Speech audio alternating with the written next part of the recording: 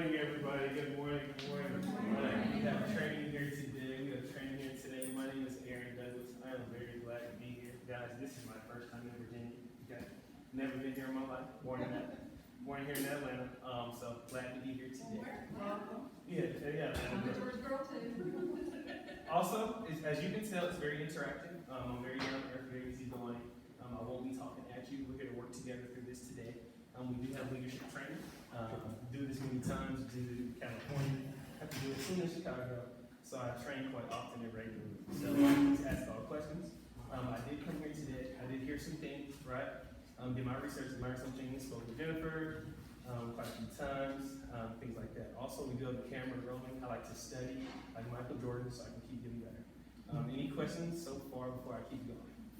Any good? It's going to be very interactive, collaborative. We also, here's how the day works. So we start at 8, we end at 3. Now, we have lunch at 12. I believe it gets here at 11:45. Very interactive. There is some role play activities, right? So that's getting out the chair, that's working together. It's going to be interesting to see how the group does, a person thinks. So we have an actual theater activity in a little bit where you're going to get up and interact with your colleagues. Some things like that. A little bit about me really quickly. That's not what we're here, so I'll be brief. I'm Aaron Douglas, born in Atlanta. One of the younger trainers, but one of the ones that bring more energy, less monologue and things like that. Been doing it for some time now. Speak a couple languages, and I'm very friendly. So that's slight things about me. And what I like to do is we're going to go around the room, right? We all will stand. I think standing is better. All right, we'll go name. Okay, what you do here? I already heard a lot of leads and managers. But what you do, name, and a fun fact. Now that fun fact, I really want to be out of the box. Now, one of my fun facts I could say, we used to have a guinea pig. All black guinea pig, right? It was really nice, played around when I was 13, down when I was 13, right? So that's my fun fact. So we're gonna go around the room, right? Name, fun fact, and what you do here. And actually what you like about Doma Technologies. That's what we'll do for. Let's start, I usually start to my left, but we're gonna go to my right. Oh, we're gonna have some fun today, so get ready, people. Get ready. If you don't mind standing now, begin. Name. So once again, everybody, name. Okay. Let's see what you do here. Fun fact is gonna be the third one, and what you like about Doma Technologies. I'm Ricardo Hughley. All of you know me as Rico. I'm back in the lead, so closing QC. What I like about Doma is communication between departments, understanding, camaraderie. Everybody here is really easy to talk to. Fun fact, let's see. What you got? What's something different?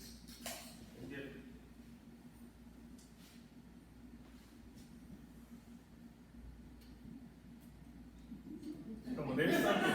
Now. There's a lot. It's just putting in something unique is what's. That's the twist. Yeah. What's gonna get him in the least amount of trouble? Hey, listen to your counterpart here. No. But just something different, man. Something out of the box. Something different.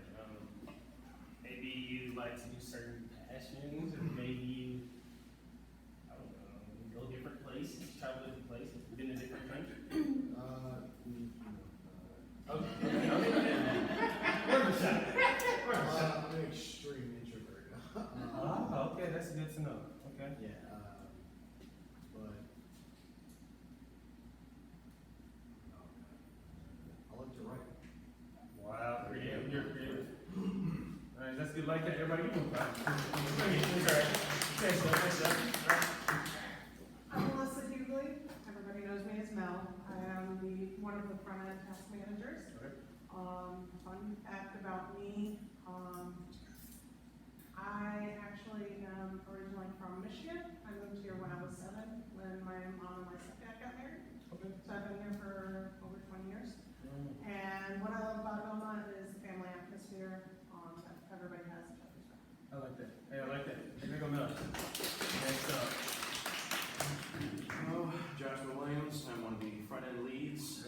I am the reason you're all here today. Wow. Come down. Come on. Hey, gonna say is the first step. There we go. Honestly, this is gonna be okay. Hey, you tell me about this group. Acknowledging the problem is the first step towards fixing the problem. There you go. There you go. A fun thing about me, I've lived in 3 different states, and I'm hoping this won't be the last. So, looking forward to seeing what else the Wild Blue Yonder has to offer. Okay.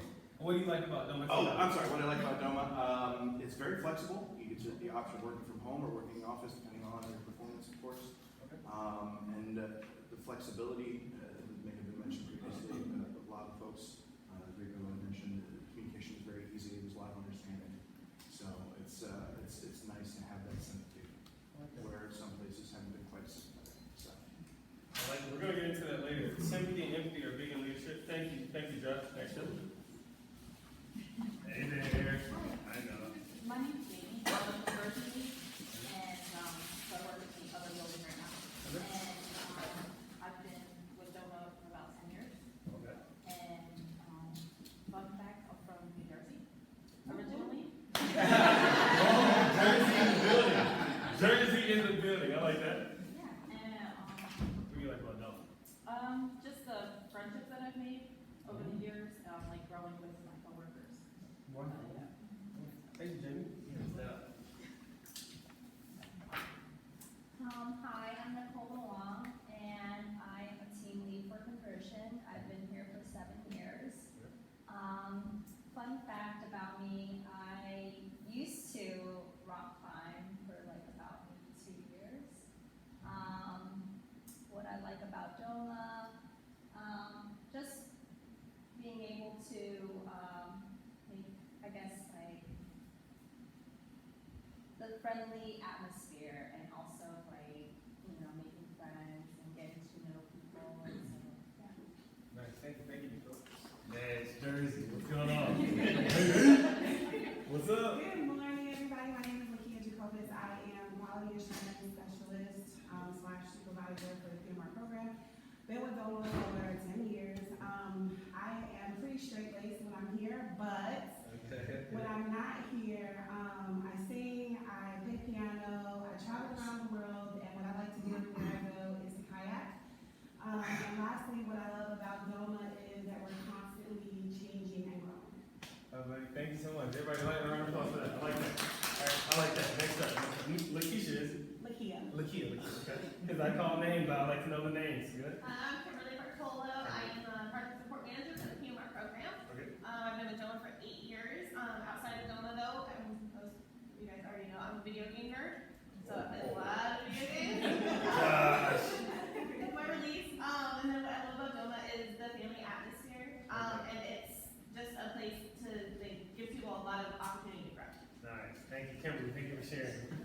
Next up. My name is Charmaine Jones. I am a back-end lead with the PMR program. Fun fact about me, I have 5 kids. 3 have graduated, and my 4th is graduating today. Nice. Damn, I heard the applause for that. Wow. Charmaine, is it? Yes. Yeah, okay. And what I love about Doma is, Wow. I love how Doma has changed me and enhanced my personal growth within and outside of the workplace. That's one. I like it. That was nice. I like that. That's one. Next up. Okay. Sure.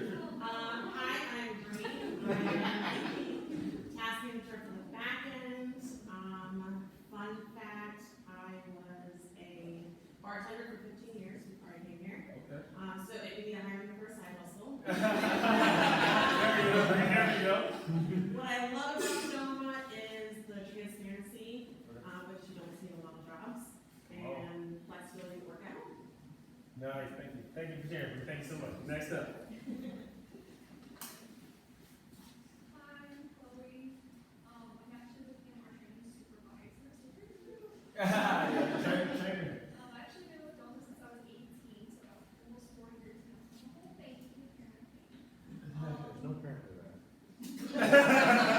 Now I'm just gonna be one today. I can tell. I may have to call him over. I like that. Pretty good for a big dude. Fun fact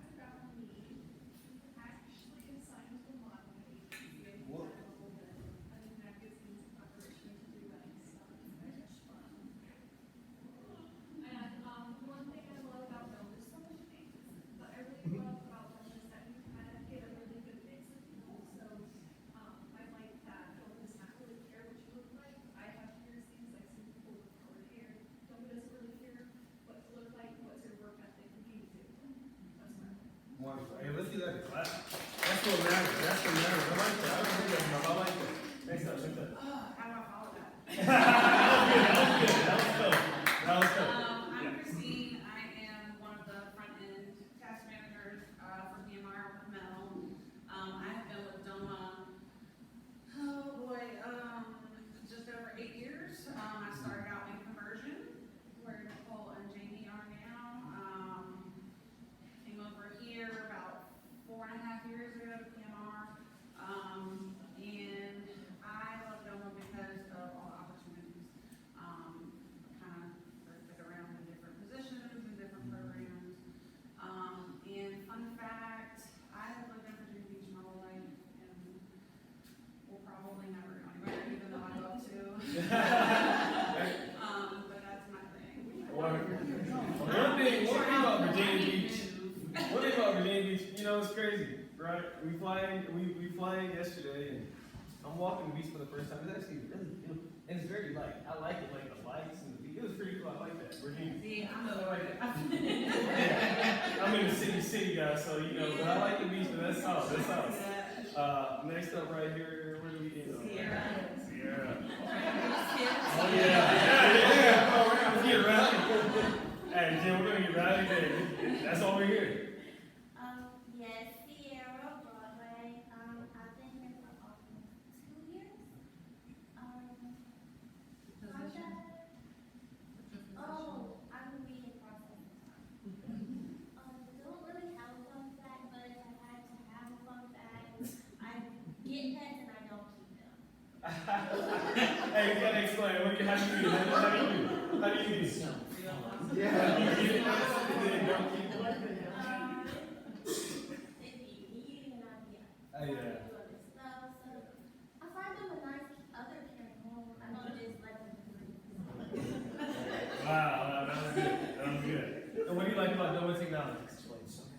the diversity here.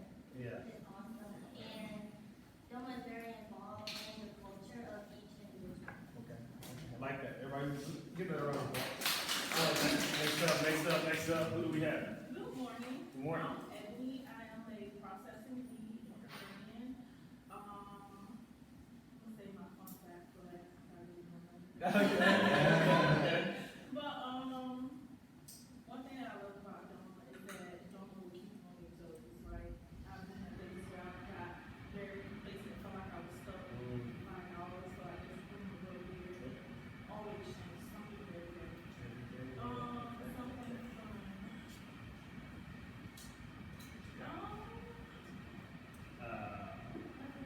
How about your passions? How about something different that you do? It's not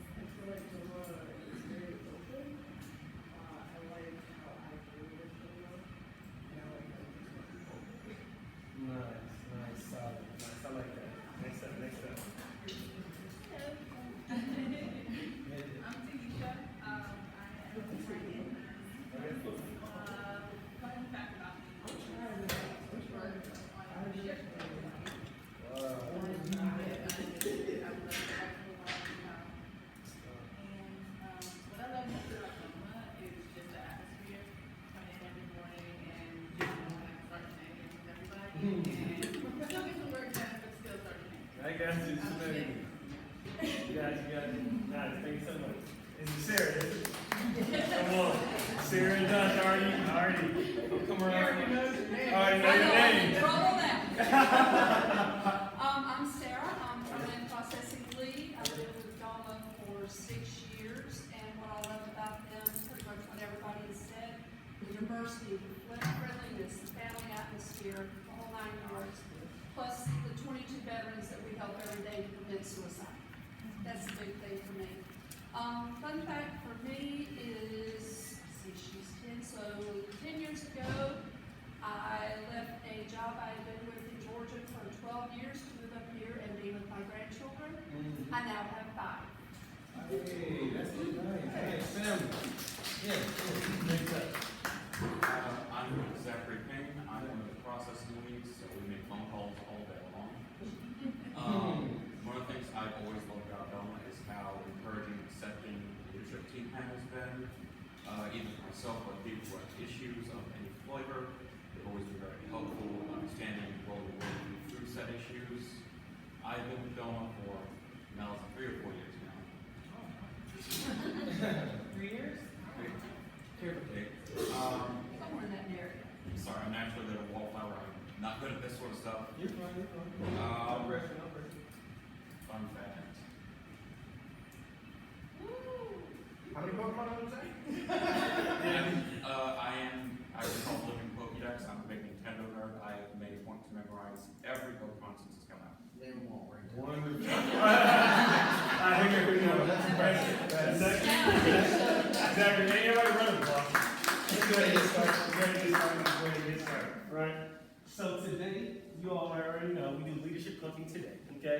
It's from Fred Pryor seminars, and we're gonna get very interactive today, right? A lot of inquisitive. We're gonna ask some questions within, right? We're gonna bond together. It's gonna be quite interactive. So let's go ahead and get started, right? The agenda is next, right? As you all heard me say, right? We're gonna start at 8. LinkedIn photo, nice photo here. We have a 10-minute break around 10:10, okay? Get you guys up and moving. I had 11:30 lunch, we'll make it 12. We'll do 12 lunch, and we'll go from there. And the end of the day is 3. So we're doing leadership, team building, and coaching skills. Let's keep moving on. Now, I like to put up there my commitment to you all today. And I could read it, and you guys can read it, but I'll probably say it. My commitment is that you guys today will leave out of here better. The reason I can make that commitment is because we'll do so many activities. I mean, you're gonna look within so much within yourself that you're gonna feel better leaving this. It works in every training I do. Because it's so interactive and down to earth, people are receptive, right? And so you're gonna learn a lot, look within a lot, work with your colleagues a lot, things like that. Really uncover what it means to be a great leader, right? What it means to kind of be a leader everybody looks up to. And you know, this is something I say too, is what we do in here today just doesn't stay within. I heard someone up here like some personal development that they do. Don't tell me. Say it? Charmaine, dang. Charmaine, I believe you said that you like that Doma builds you outside of work as well. And this is what this is for as well. So this goes for families, communities, and not just here at the work environment, okay? That's the commitment from me to you today. You'll get it all. I'll give you all my energy. We're going to have a good day. On the board, I have a nice quote I would like to say. Now, Tiger Woods' father, Earl Woods, has a quote I would like to read. All right, something to open the day. Where you go? PC. Yeah. You good? Okay, it says, Earl Woods, the father of Tiger Woods, says, each shot that you hit in your entire life must have a target or it is a wasted effort. One more time. Each shot that you hit in your entire life, now this is golf, but it also represents other areas of life. Each shot that you hit in your entire life must have a target or it is a wasted effort. Never hit a shot without a target. My target here today is to help you reach your goals by improving, enhancing, and building your coaching skills. That's pretty deep there. Target. What's this company's target and objective? Who has a mission statement, objective, target that Doma has? Anybody know? Any target? Goal, objective. What's the company goal? Give me one company goal. What's the target of the company? Anybody know? Maybe they go ahead. What you guys say? To help other facilities and companies go from paper programs to digital. Okay. Anybody else have one more? That was really good, Zach. I like that. One more. Any other company goal or target? Help people. Help people. I love that. That's a big one. I love that. Anybody? Okay. We all good there? So I gave you my target. You gave me your company target. Let's keep going. So next, we have an activity, and this is why I asked Jennifer for the pen and paper. It's called my favorite manager activity. Right? you're gonna write down on your paper, probably 5 or so characteristics of what your favorite manager will look like. Not you as the manager you are now. If you had a manager above you, which probably some of you do, what your favorite manager looks like. For example, my favorite manager is probably open-minded. I'm a big creative guy. Open-minded, down to earth. Right, so you're gonna write, and you can write a long list, write a short list, but more is better here. You write your favorite manager activity. It's a reflection exercise. We're gonna go for, let's say about 5 minutes, and 3 to 5 minutes. Take your time, it's gonna be important later. Quite important later. And I'm gonna compare our neighbors and little groups, see what that looks like. First off, best manager ever. Favorite manager activity.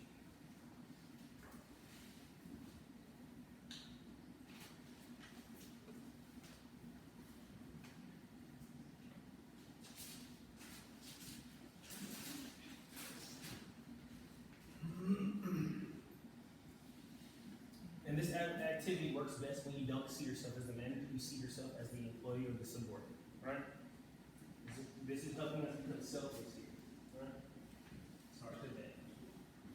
More our guard down a little bit.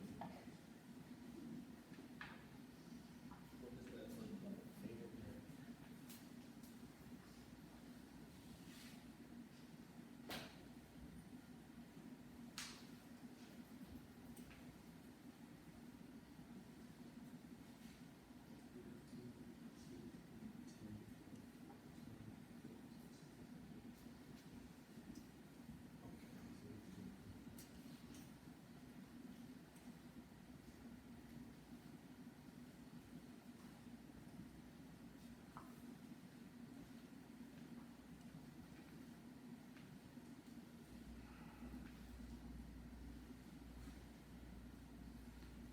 Another minute and a half on the clock. What does your favorite manager look like? Who would you like to report to? What manager would make you, what are the characteristics of a manager, right? That make you, when you come into work, you're very excited. Are you glad to shake their hand? You glad to see them in the morning? Things like that. What does that look like? What does that look like? What does that look like? And there's about a minute left. We'll have you all here and kind of run through what your neighbor would like.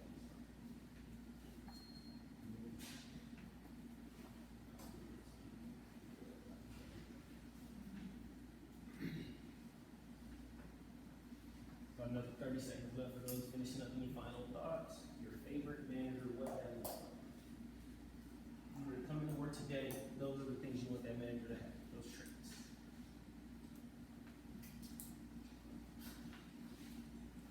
Let's give it another 15 seconds on the clock.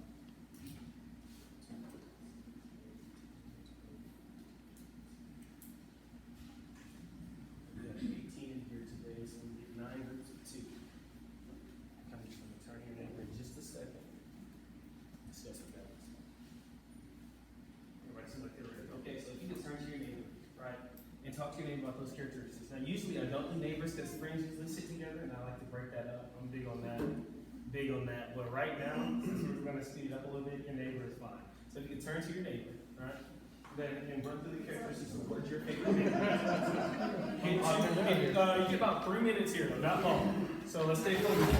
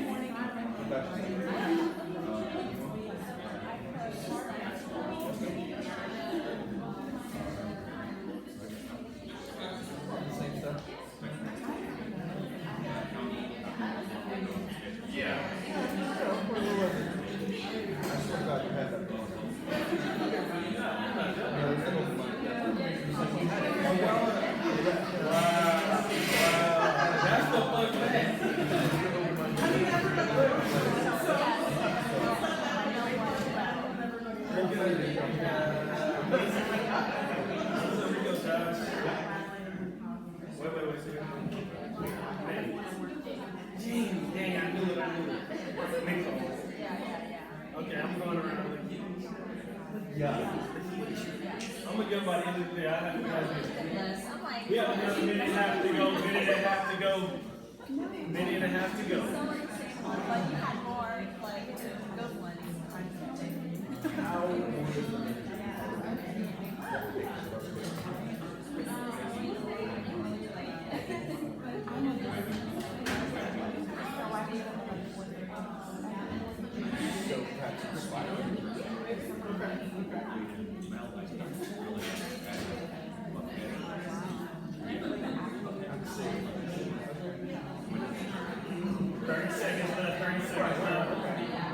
Thirty seconds left.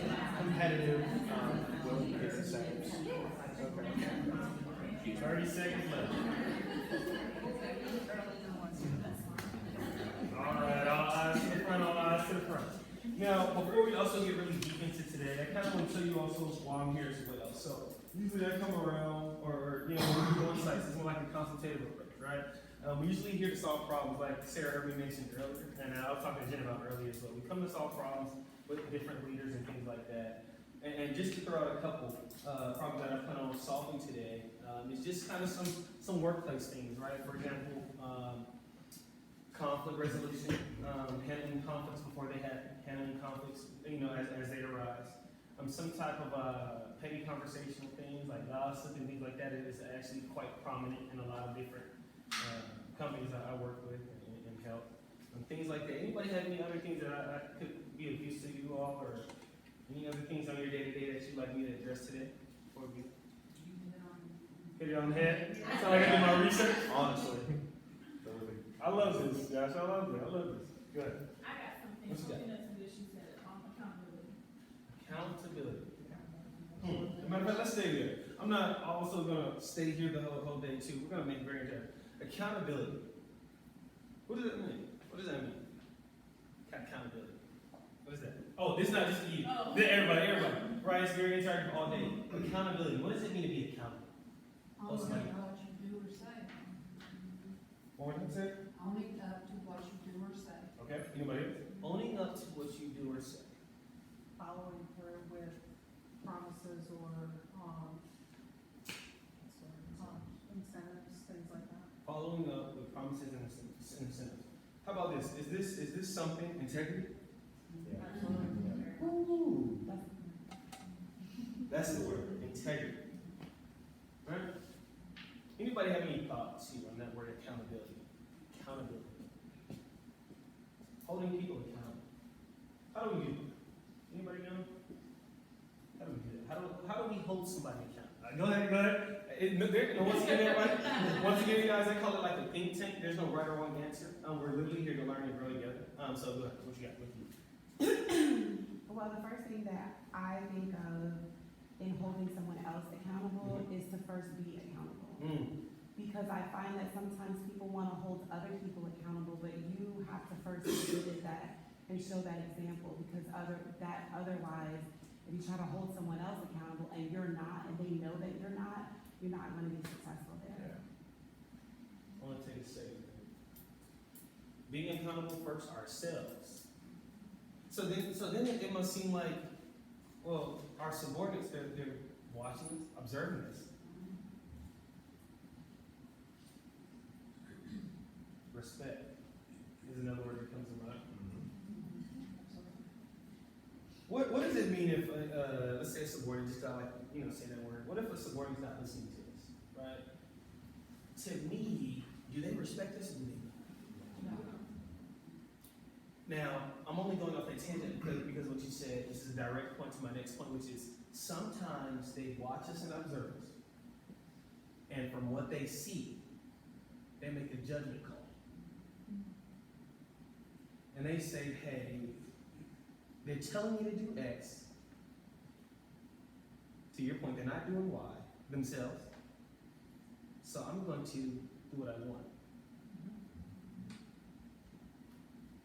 Guys, today I won't have too many big words for you. It's going to be pretty deep with it. I guess I'm laughing at that.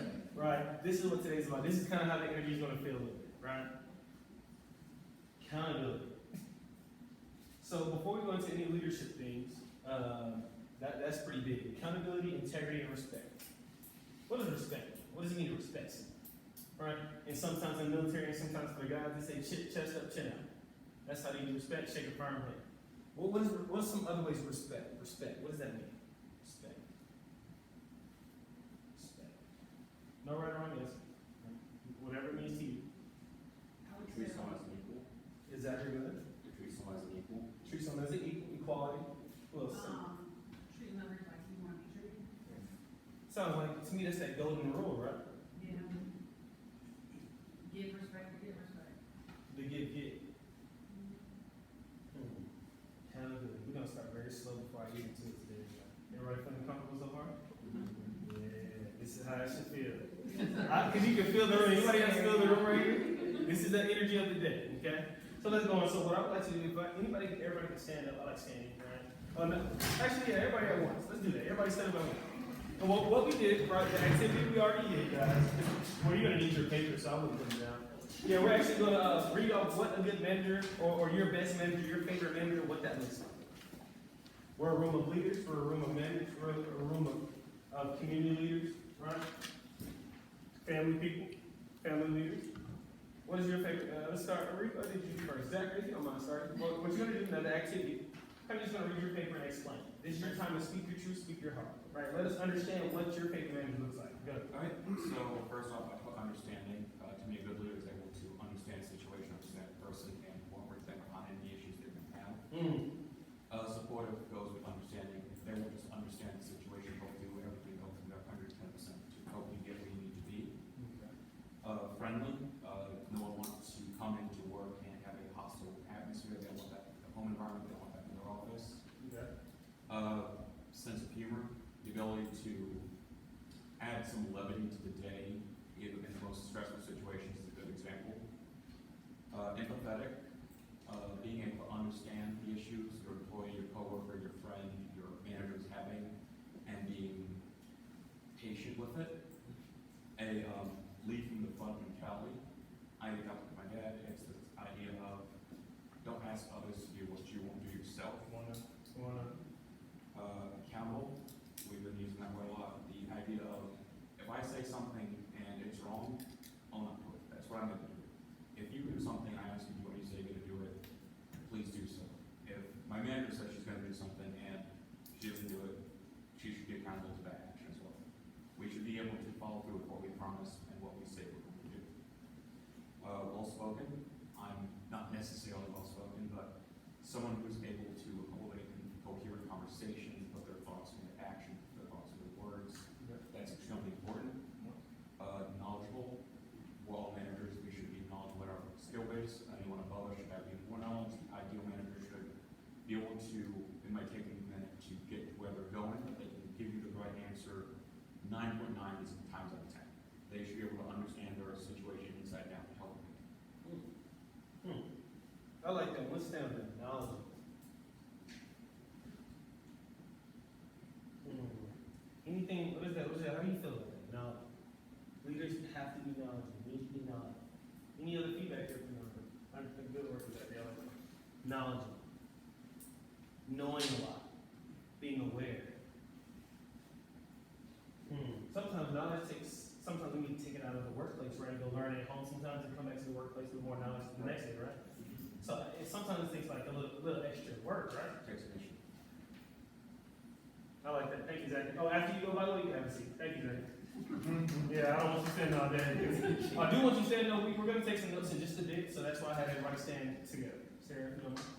Okay, open to all ideas. They're not rigid and stuck in what they think. They're willing to listen to you and work with you. Well, Sarah, before you go on, I want to say something there. I work with a lot of different companies, and they actually, that's one of the problems I have to come in and solve the most is how the leadership can expand their awareness and horizon and perspective. So I love that. All right, we're going to talk a lot about that, open-mindedness, right? Getting out of our rigid path. Go ahead, keep going. Willing to take the time to listen, even if you are busy and somebody comes in and says, I need to talk, take that moment to listen to them. It helps. They're an objective. You come to them with an issue, they're listening to you and treating you with fairness and being objective to what you have to say based on whatever's going on. Friendliness, we want to be able to approach. Got to have that. Again, if I was back on this one, we both hit a lot of the same points, knowledgeable, be very knowledgeable in what you're doing. So that if we have a question, we can come to you, and you can give us the correct answer. And again, it's sense of humor and fun. Nobody wants to go to a stick in the mud. We want to have fun in our job. Oh, come on, we're gonna have some fun. I like that. Sarah, thank you so much. I was wondering. Wait, your name one more time. Teisha. I started out with open-minded, but I've been kind of, that was one of the main things I want to walk up to. Keep an open mind with what nobody say, grounded. I kind of want somebody that, kind of how I explain grounded is that want them kind of on your level. If they're higher than you, you still want to go to them and be able to talk to them, and they kind of, you know, okay, so I know I'm kind of over you, but I don't, you know, bring myself down to your level of understanding. That's kind of keep grounded. Humble. Another one that I was like, not saying it's grounded, but humble to me is just, yeah, you're good at your job, you're great, you know that, but you know, you still can give advice and not just be like, well, my advice don't work great. It's just humble. Accountability, you express that. Great listener. I want somebody that as soon as, you know, I come in, they're, okay, well, let's stop. If it's serious, let's get this out. Let's talk. What do you want to talk about? Understanding. Compassionate. They're compassionate about what they give me their answer for. I like when I can talk to somebody and when they're explaining something, they're going into details, they're giving you that information, you know that they know what they're doing. Willing to be there. I think that's kind of like what Sarah was saying, just being able to go in and, you know, can I count on you for this? Anyway, and the last but not least, I get funny. Funny, humorous. Funny and friendly, yeah, so that's. Wonderful, everybody like that. There's one thing I want to say there. The traits that we've heard so far, can we see them? Can we touch them?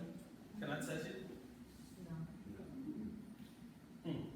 Next up. I feel like I do a lot of the same, but, What's something different?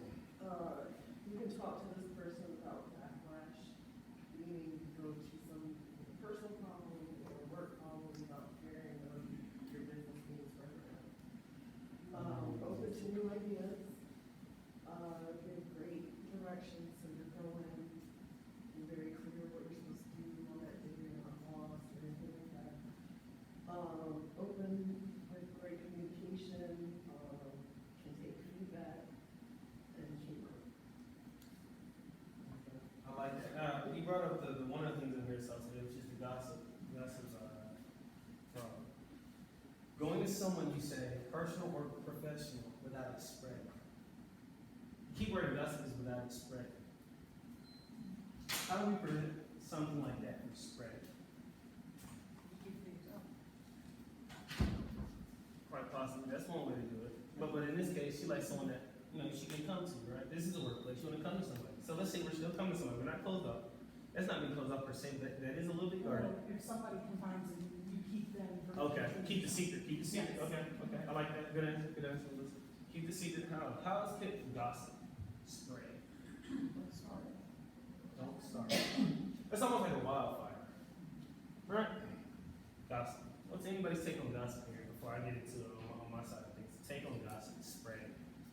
So it is a bad workload. That, toxic workplace, toxic hair hurt, what you got? I was gonna say, like, with the gossip though, sometimes people have to be mindful of where you're having the conversation. You can't have a conversation in a place where people can overhear you and think that they're gonna maintain the same level of confidence that you would maintain. So sometimes it may not be the person that you talk to that's spreading it, but somebody that overheard it. Overheard. If I'm focused on the task, today I'm with you all, I'm not focused on my phone, right? You have my undivided attention. Do you think I hear my little phone buzz in the bag back there? Probably not, right? Because I'm focused on you all, right? So my objective is on the class today. Therefore, I'm not too aware of the external stimuli, is what we call it. Right. So we're more focused, right, Jackie? We're focused. Gossip. Thank you for sharing. Next, big boss. What you got? What you got? I remember. That's why I ask these things. It's all day. I'm remembering. Someone that will go the extra mile. We have someone that is struggling with their work, feel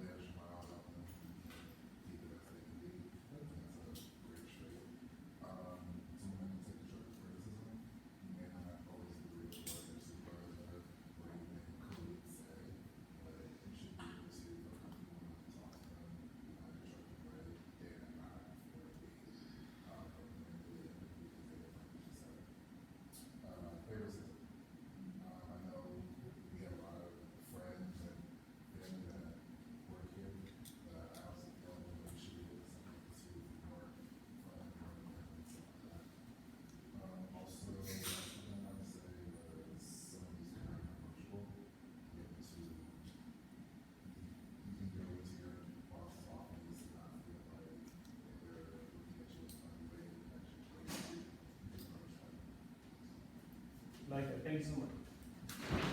Constructive criticism. I want to throw myself under the boat here and say that's the whole reason the camera's back there. So I can look at myself, get on this flight right after here, and kind of give it to myself, right? So we need that as leaders to become better. I mean, yeah, thank you, slide. But we need that as leaders, right? But on this side, right? We need that as leaders, right? I found another group. I was like, hey, and the word delegate we'll talk about today, right? Because as leaders, sometimes we have to delegate. You can't do everything. We only get 24 hours, right? So to delegate. And yeah, you felt that. So there's some energy in the room. So when it comes down to delegating, I asked the group, I said, hey, leaders, like, have you ever created the energy? Have you ever created the energy which allows your employees to sometimes delegate to you?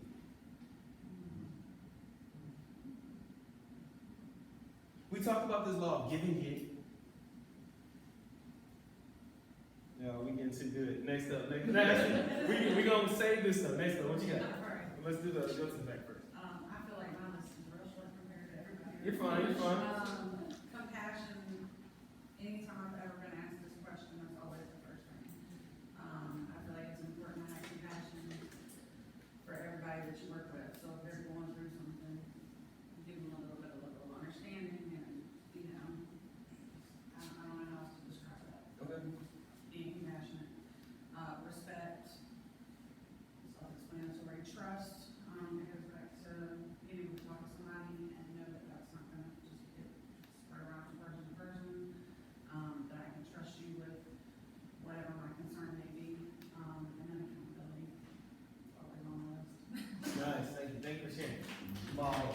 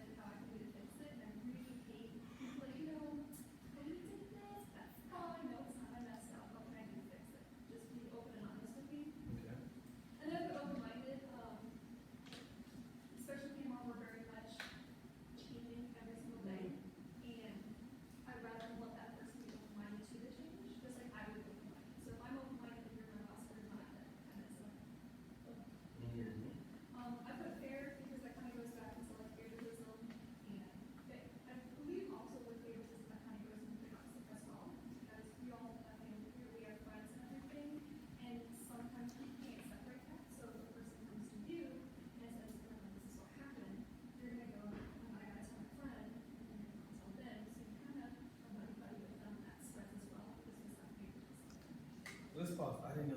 So a lot of family and friends they work here at Doma.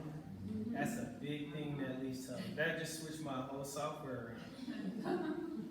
Dang, you made a dip. Oh, you made. Okay, that's because that plays a big role in gossip, doesn't it?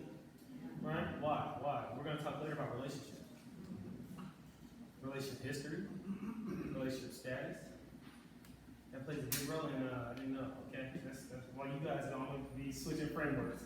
And the last one I put is emotionally intelligent, and we've never that, it's just because I know, like me personally, I still have issues with my emotional intelligence, and I know maybe some people aren't aware, but they may also have some issues with their emotional intelligence, and I think if you come in, you can't separate who that you're speaking to, and just speak to the same person the same way, you're bound to have issues, because I may be able to talk to Bree some way, but not Christine, and that's what I cause issues from, it's Jennifer all the time.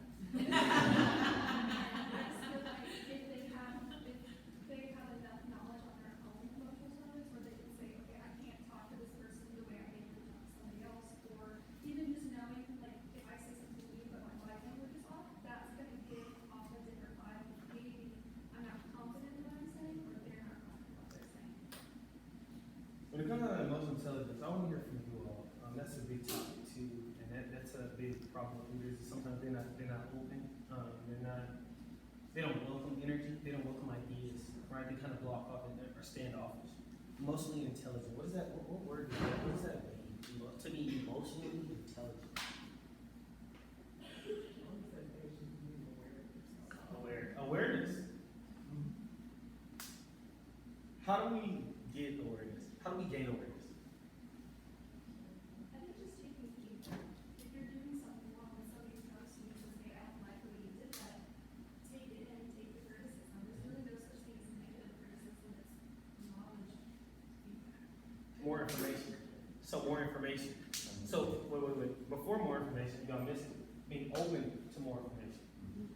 to be open to more information. One of the big things I see with leaders, big, higher companies, smaller companies, doesn't really matter, is that they're not open to feedback because they're not as selfless, right? That the ego work comes into play. Like I heard someone say, in an early activity, this is my way, do it my way. That's a leader trait. Do it my way. Why? Because some people mix up confidence and ego. What's the difference? Confidence is knowing that you know how to do something, ego is thinking better.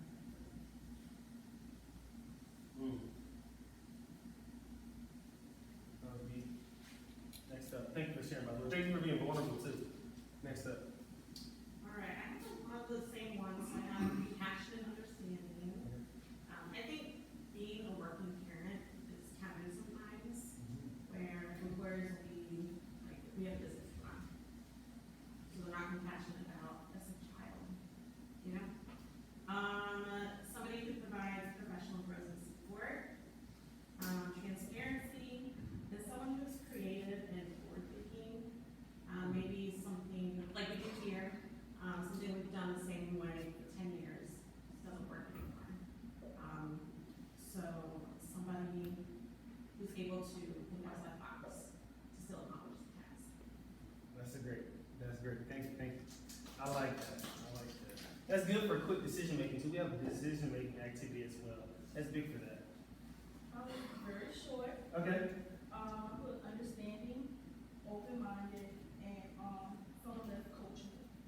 When I come to you, I know that you're not gonna know everything, but I want you to be open to, we can learn together. Don't speak to me as if you know it all, but, let's learn together. I always want someone to kind of know, flexible, and good spirit. I want someone that's approachable. I read spirit, so I will shy away if I feel like I can approach you.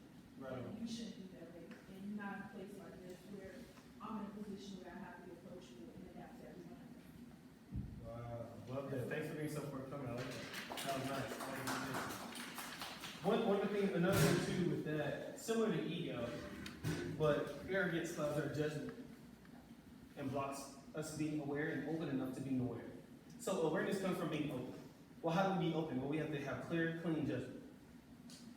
For example, if you taught me how to ride a unicycle, I don't know. Right, that's all I got to do on the beach yesterday. But if you were teaching me how to ride a unicycle, but I was like, man, I ride a bicycle, it's the same. Well, when you're not listening, you're not, slow down.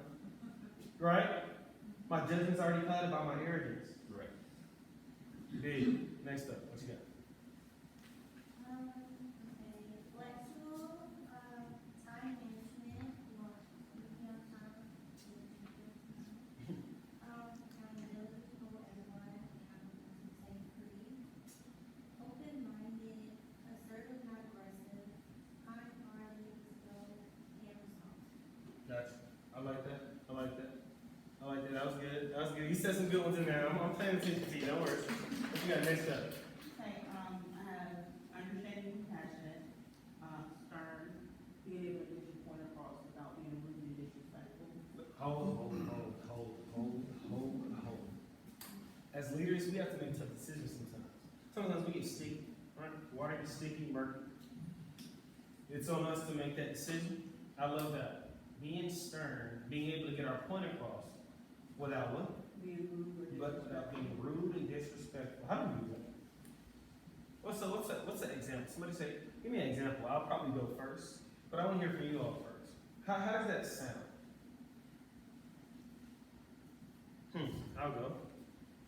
Something like, let's say that today I have to tell them for the second time that they have not been on task, so they're distracted. Sounds familiar? Let's say the guy's name is John. Hey, John, how's it? Hey, I'm walking over, let's say I'm using your facility, right? Let's say I'm in the front row, I don't know, and I'm walking to the back row, and I just can hear the banter, right, from the back. He's off task, he's on my team, right? I'm team lead, like you know. Time to solve that problem, let's go. Hey, John, how's it going, man? I'm rubbing his head, he said, what's up, man? Hey, so, you remember before, in our company report, we talked about kind of making sure, everybody everybody staying focused? Yes. All right, get some buy-in early. Well, I just want to make sure that you understand that, hey, I heard some banter from the back, and I'm actually in the front, so that's a little bit of ways away. So I want to make sure that you're on task. Is everything okay? Do you need anything from me to kind of get the task done, or how can we move that along? All right? The energy was openly honest, conversational. Does he need anything from me? I take the blame off who? Him. I didn't target him. We talked about target earlier with Earl Woods, Tiger Woods fault. Although that was goal setting more or less, this is a little bit different. Right? Can somebody else give me an example of how that may sound for them on the day to day? Give me the problem, and maybe give me how you would say it. We're going to solve problems today. For example, one thing I heard, I don't know, maybe I'm right, maybe I'm wrong, but it's the motivation topic. We're having trouble sometimes motivating our employees. Sound coming? Go ahead. Sure. Recently, I'm sure we're all aware, we've got a bunch of new hires. They are just getting their feet wet. They have 1,000,001 questions, but maybe they don't feel comfortable reaching out to all of leadership, as we have chats set up with all of leadership, and they want to latch on to one particular lead, or maybe it's reaching out privately. But we all know we have 1,000,001 things to do, so we keep encouraging them. We have to use the chat with leadership, and not to push you away or to say that, I'm too busy for you, but to acknowledge the fact that we are busy and we do want to be able to answer your question in a timely manner. So I may not be available, but if you go to the leadership chat, one of us might be available to get to you quickly so we can get you back on task just as quickly. Redirecting them to encourage them to not reach out to us individually, but to reach out to all of leadership collectively so that they can get back on task quicker, so they can get what they need. I want to throw an example on that right there. Let's do that. I want to be the guy I actually want to be the guy that's doing what you said, right? Encouraging him or her to reach out to everybody. I think this would sound something like that. Y'all, you tell me if you like it. Hey, it's through chat, so video, I'm guessing. Just chat. Yeah. Well, this could still work. I can use my own words. Okay. You say, hey, man, you actually brought up a great point. You brought up a great point. Right? Is it possible that you bring that to the group? I'm sure that the group will have value from it. They need to, guys, a lot of, and this goes to the empathy and emotional intelligence that you were talking about earlier. Guys, people need to feel. It's a feel game, people. We're all human. If you get to that feel level and encourage people, I swear to you, they'll do the work for you. They'll go the mile for you. A lot of my leaders are fun, but they don't do what I say. Well, do you encourage them? Do you build them up? That's a leader. Do as I say. What is that? Right? Are you hey, you had a great idea, and Lisa over here, I believe she may be able to use that. I mean, that's a out-of-the-box, unique idea. Could you talk to Lisa? Right? They say sometimes we delegate things, activities, tasking. Do we ever delegate power sometimes? Leaders always delegating tasks, but never delegating power. All right? Let them grow and mold. Right? I love that. That was wonderful. I'm not to interrupt, but keep going. Let's keep going. That was really good. That was amazing. For the listener, communication skills, knowledgeable, and positive. One thing I want to stay with you on is communication skills as a leader. Sometimes I talk to leaders, they say that they're visionaries. Sometimes they give that excuse as to why they can't articulate anything, break down the vision. Communication. What does it take to be a great communicator other than listening? I'm going to take that easy one out the door. What does it take to be a great communicator other than listening? Consider your audience. Is that? Actually respond to what they're saying, we'll talk around the point they're giving. Ooh. So be direct, be honest, be real with them, right? Sound like a leader. What else you got? Consider your audience. Consider our audience. Matter of fact, I'm going to give an example of today already. Today, when I came in, I didn't talk at you about what I'm going to do. I kind of heard you, and we went through the topics and problems you've had, right? That's a leader, right? You feel, you understand the people you're talking to, right? And you talk to that value, right? You give that value to what they need. That's what a leader does. I love that. That was wonderful. That's actually a big thing. I gotta give you a round of applause on that. That was solid. That was solid. Next up, I like that. I really like that. Good. What's you got? Down to earth. Down to earth. It makes people see you as being more approachable. Driven, knowing the goal, is obviously with business, you know, what your goal are. For instance, our goal is to get our veterans medical records so they can get a facility. Empathetic, understand people, while still at the same time not being a pushover. Because some people, unfortunately, you know, they will take Kindness advantage goes. a little bit, yeah. Organized, can't expect others to maintain organization and time management if you're not organized yourself. Okay. Trusting, letting your employees know that they can come to you, with things, and that it's gonna stay there, part of the gossiping issue. Innovative, coming up with new ideas. Knowledgeable, but still at the same time, being willing to admit that you don't know everything. You know, just because somebody asks you a question doesn't necessarily mean you have to have the answer. It's okay to be like, let me get back to you. This is positive for me. Now, although, right, as a leader, supposed to be very knowledgeable many times. Saying we don't know. Let's practice it. On the count of three, everybody say, I don't know. I'll get back to you. On the count of three, what we're going to say is, I don't know. I will get back to you. That's all we're going to say. Okay. Same. Now, I have this same phrase. If you're going to watch some other classes, it's one band, one sound. So we have to be in unison. Until we're in unison, we'll repeat it over and over again. Guys, there's a reason I do it. Repetition is key. So what we're going to say is, I don't know. I will get back to you. Let's practice what that sounds like. 1, 2, 3. I don't know. I will get back to you. How does that feel? Honest, yeah. Uncomfortable a little bit. Sometimes we feel like we gotta know. All right? One more time. I don't know. I will get back to you. 1, 2, 3. I don't know. I will get back to you. Love that. Continue. Being present, it's a lot easier to know that your manager or your lead is on the same page as you, knowing that you see them at work, you know, almost daily, that they're just not like completely out of the picture. And also so that you know that they are there if you need them. Being friendly, kind of goes back to being kind of the down to earth, being approachable. A sense of humor, same thing.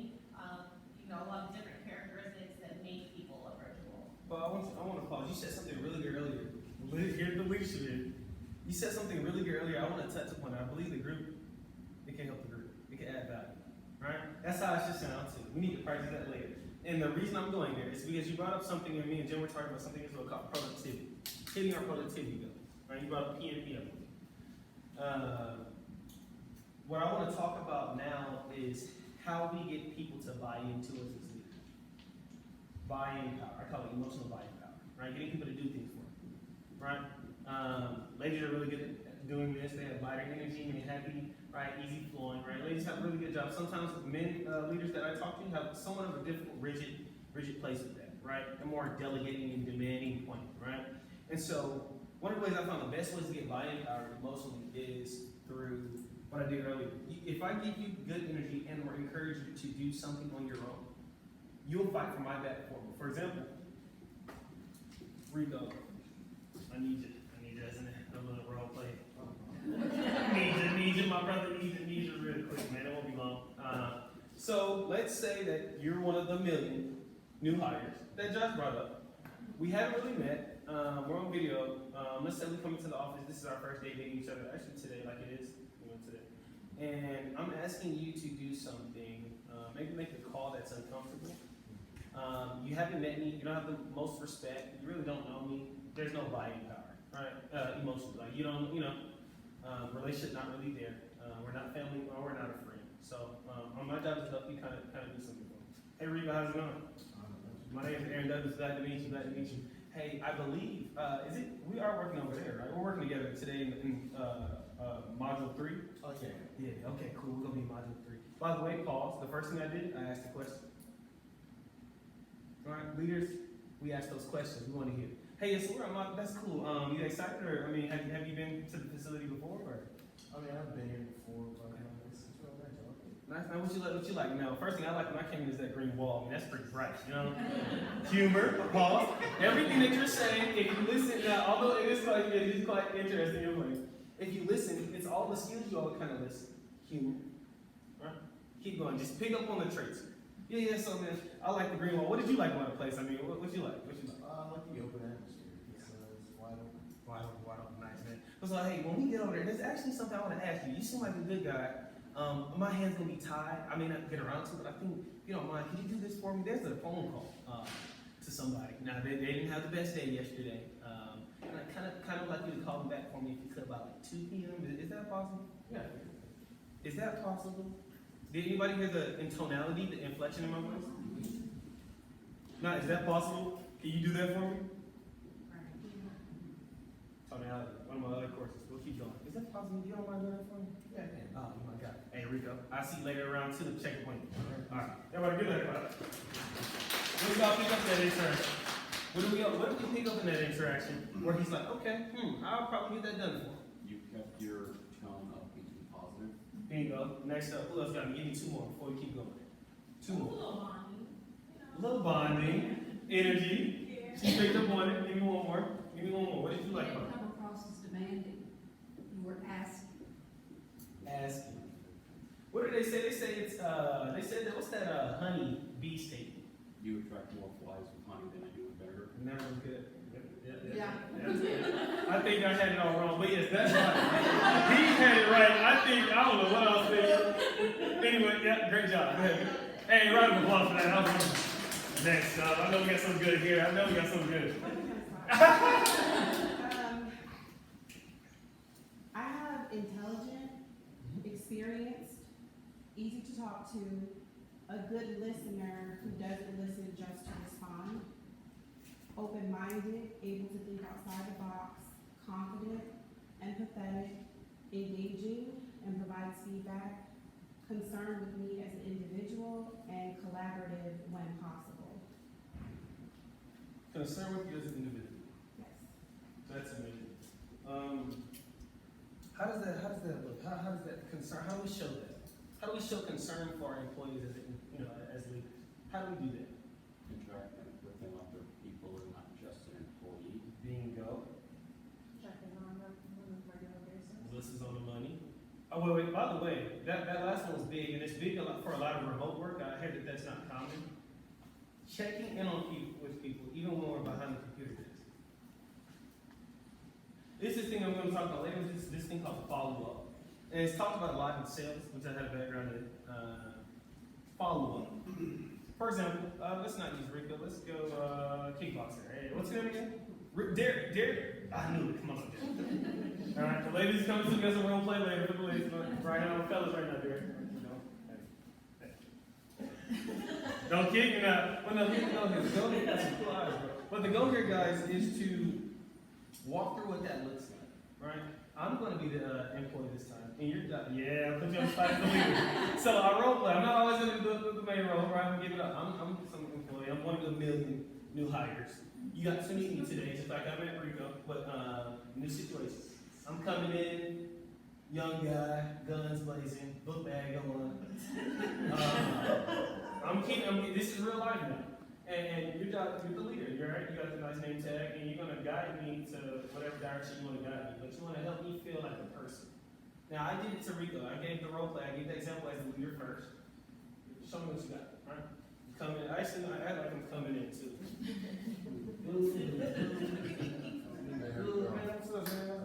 I'm Derek. I'm actually the back end lead. Okay.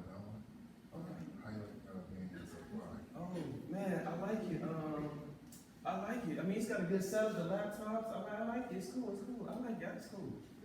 Okay, so pretty much what we're gonna be doing with the job is that we're gonna be building some packages, and once we get back on it and keep seeing work, I'm gonna do some coaching sessions with you. Try to get you uplifted and also build as well. Do you have any questions for me that you need to go over to? Well, stay right there for me. You brought up personal, right? How personal was those demands, those tasks? You're gonna be doing packages. You're You're gonna be. You're gonna be. You're gonna be. That's why I'm here. That's okay. You bold for coming up here, so you good. You a bold man. But no, that's why I'm here. You're gonna be. You're gonna be. You're gonna be. How about? Well, actually, try that again. Let's do that another one. I'm coming in, guns blazing, jamming my music. Hands up. We're good, man. I like the place, man. It's all right. Go ahead and tell me what you got. Okay, so I am the background lead. Okay. So pretty much the job that we have in background lead is we close back and kids and help veterans attach their medical records to their account. So that is pretty much the job that we are doing in the back end. So some of the things that we have our CSOs doing would be different aspects like QC, intake, sometimes they make phone calls.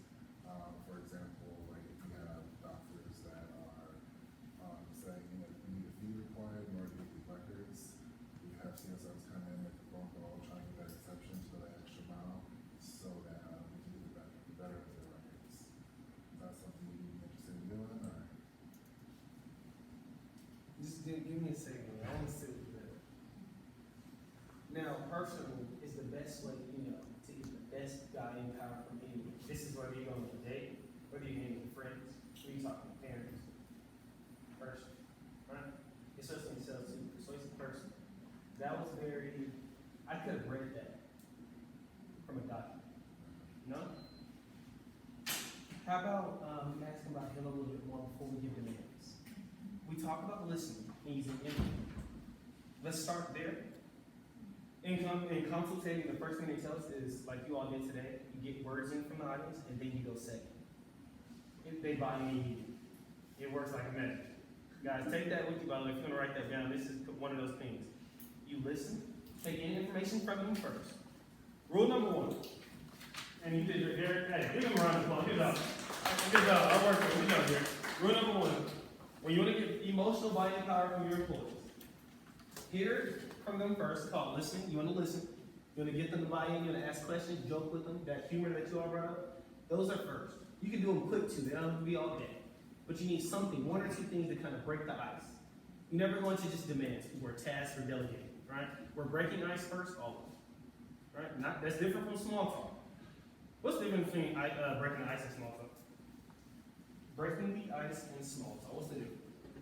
Small talk, you end up having a full discussion. Breaking the ice is just when you get on the first meeting. Bingo. We have P&P goals. So we can't spend all day for lack of better words, cutting the shit, right?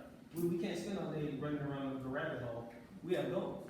So hey, he could have had a light joke. We talked about the green wall. You all laughed. We got right into it on module 3. I said I'm checking him by 2 p.m. today. We have goals today. We have metrics, right? Any other feedback on that? Get buy-in first. Listen. Break the ice. Ooh. What you jamming to, or something, whatever your feng shui is with that, right? Whatever word you like to come up with that, nice. Any other ways you could have broke that ice better? I mean, if that person, if it's their first day, I think it's just their first day. If there's a first day, you could just be like, you know, where you coming from before here? And they may be like, oh, I just graduated from ODU. Oh, okay, that's cool. What'd you major in? Oh, you majored in so-and-so. All right, well, you know, blah, blah, blah. And like kind of turn it and incorporate it into whatever the next year is. There you go, I like that. Taking maybe their major and say, you know, although we, like let's say chemistry, right? Although we don't have thing X, Y, Z, right? We implement this here and put things together like chemistry does. Take people's personal attributes and combine them together. You finished on that one? Round of applause for that. Right? Now, here's what we're going to do. Right here now, we're going to go one per person because we have to get into the slides. Go ahead. Okay. I wrote respectful, open-minded, assertive, pretty much like giving good direction, have good communication, outgoing, friendly, being alert or aware, and helpful and taking action. Thanks so much. Hey, if you just give me one. Give me one of your main ones. One of your main ones that's different. Pretty much have what everybody else says. I do have motivating because it's like one team, one goal. That's why we're here. That's why I'm here. Right? Calling the big dogs up with the motivation. Right? We talked a little bit about it earlier. To motivate people. You know, and I do this too. right? I'm human just like you all, I make mistakes just like you all. But to become motivated, we usually do things from people we like, right? People that we feel hear us and understand us. Wait. So then it seems like motivating people and motivation, getting people to do things for us, comes from us and our ability to hear them, understand them, empathize with them. So if we're having motivation complications, well, on our part as leaders, we have not created the atmosphere. We have not welcomed energy where we're listening, understanding, and they don't feel hurt. Therefore, they don't do it. No? Something to think about, right? Leaders today, how do we do that? Let's go ahead and slightly touch on that problem before we go into other things. How do we do that? We did some role plays. How do we help our employees, our million employees, and the more that I hear is coming, so we got to nip this in the bud kind of now, that's why I'm here. How do we help our employees kind of feel heard and understood quickly? Other than building some quick rapport with them, right? Talking about, maybe where they came from, their new hire. How else do we get buy-in? How else do we get buy-in from people? Check in with them regularly. Follow up. Let's spend time on the follow up. Well, this is one of the harder topics on this one because most people don't do it. All right? How common is this phrase? I'll get you later, man. Let's stay in touch.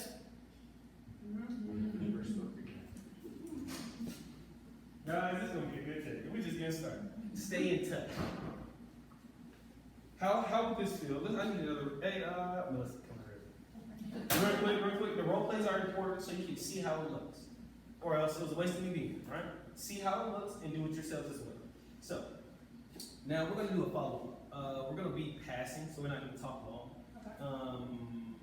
But actually, I'm the employee. I want to see how you follow up. Okay, then I'll do it. Actually, let me do it and then you do it. So, yeah, I switched. Because in my head, it's like, how do I want them best to receive? Everything I do is for you all to receive. And I find the best way, I think I'm going to do it first so you guys can see it. It seems like you guys resonated with that first, and they should. Right, so it's going to be a follow-up. I did his 2 p.m. follow-up. Okay. If you guys picked up on that. Rico and I had a 2 p.m. follow-up. We're going to do a follow-up. Hey, man, I saw you did really good with that call earlier. I was passing here. I was like, wow, you did well. Use your language. I'm like, man, that's cool. Now there's an activity over there. I think in module 4. Okay.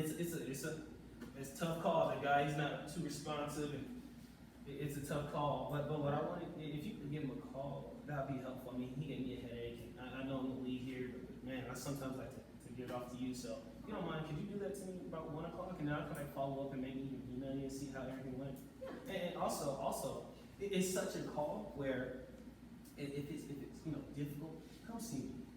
Come see me. I want to check in with you, make sure you're good. You cool? 2 claps. Give me 2 claps. Right? It's my style. I know that's not. Now, give a round of actually, your turn to go. A round of applause. Now, that there is an energy that we need. Okay. As leaders, guys, leaving here today, because we all got a role play. I think all of you at some point will come up to the front, right? We're going to practice this. This has to be kind of what we do going forward. Like this is what we should be implementing past 3 o'clock. The energy. It's open. I'm not telling people what to do. Yeah, we have bad days sometimes before we come to work. Sometimes we have bad days when we go after. We have to find a way to separate the two a little bit. Just a little bit, right? We get it. And we all go through flat tires, sick children at the school, right? We know how this goes.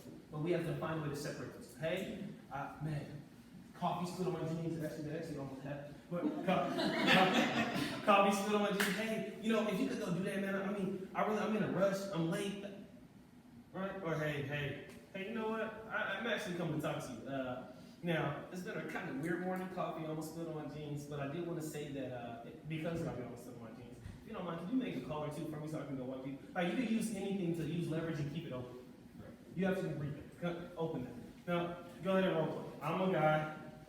Came in, actually not my first day this time. You've been working with me for about a couple months. Came from ODU, since that's what I was from. ODU, yeah, you've been working a couple months, got my name tag. Right? Kind of know me a little bit. I'm walking, going to get water. Hey, what's up? How you been doing? Been good. I'm adjusting. It's new, but I'm adjusting. I've noticed your numbers are doing really good. I'm really proud of you. There's a really difficult call that I got, I really think that you'd be a fit. I'm kind of busy right now, but if you can handle it for me, yesterday had a bad day, so you might not be super receptive, but I know that you can handle it, because I've seen you handle some really difficult calls that you wouldn't sell. So, if you could do that for me by about 3 o'clock, I'll come check on you. If you get some trouble though, if you really have some trouble with it, I'm seeing it, we'll work through it together. Hey, round of applause. I'm not gonna lie, as a trainer, I feel hurt. You did a great, hey, you did now, you can have it. And also, you guys can have a seat, so we'll just have you all sit and run through it. That was amazing. That was amazing. I felt hurt, I felt that she encouraged me, I felt encouraged, I felt like I could do it. And there's more chance of me being motivated to do it without her help. She said, hey, I'll check in on you. I said, oh yeah, okay, I got this. She believes in me. I can do this call. Right? I'm gonna go do that call. And then she says later, I'm going to do more calls. I'm now motivated because she encouraged and motivated.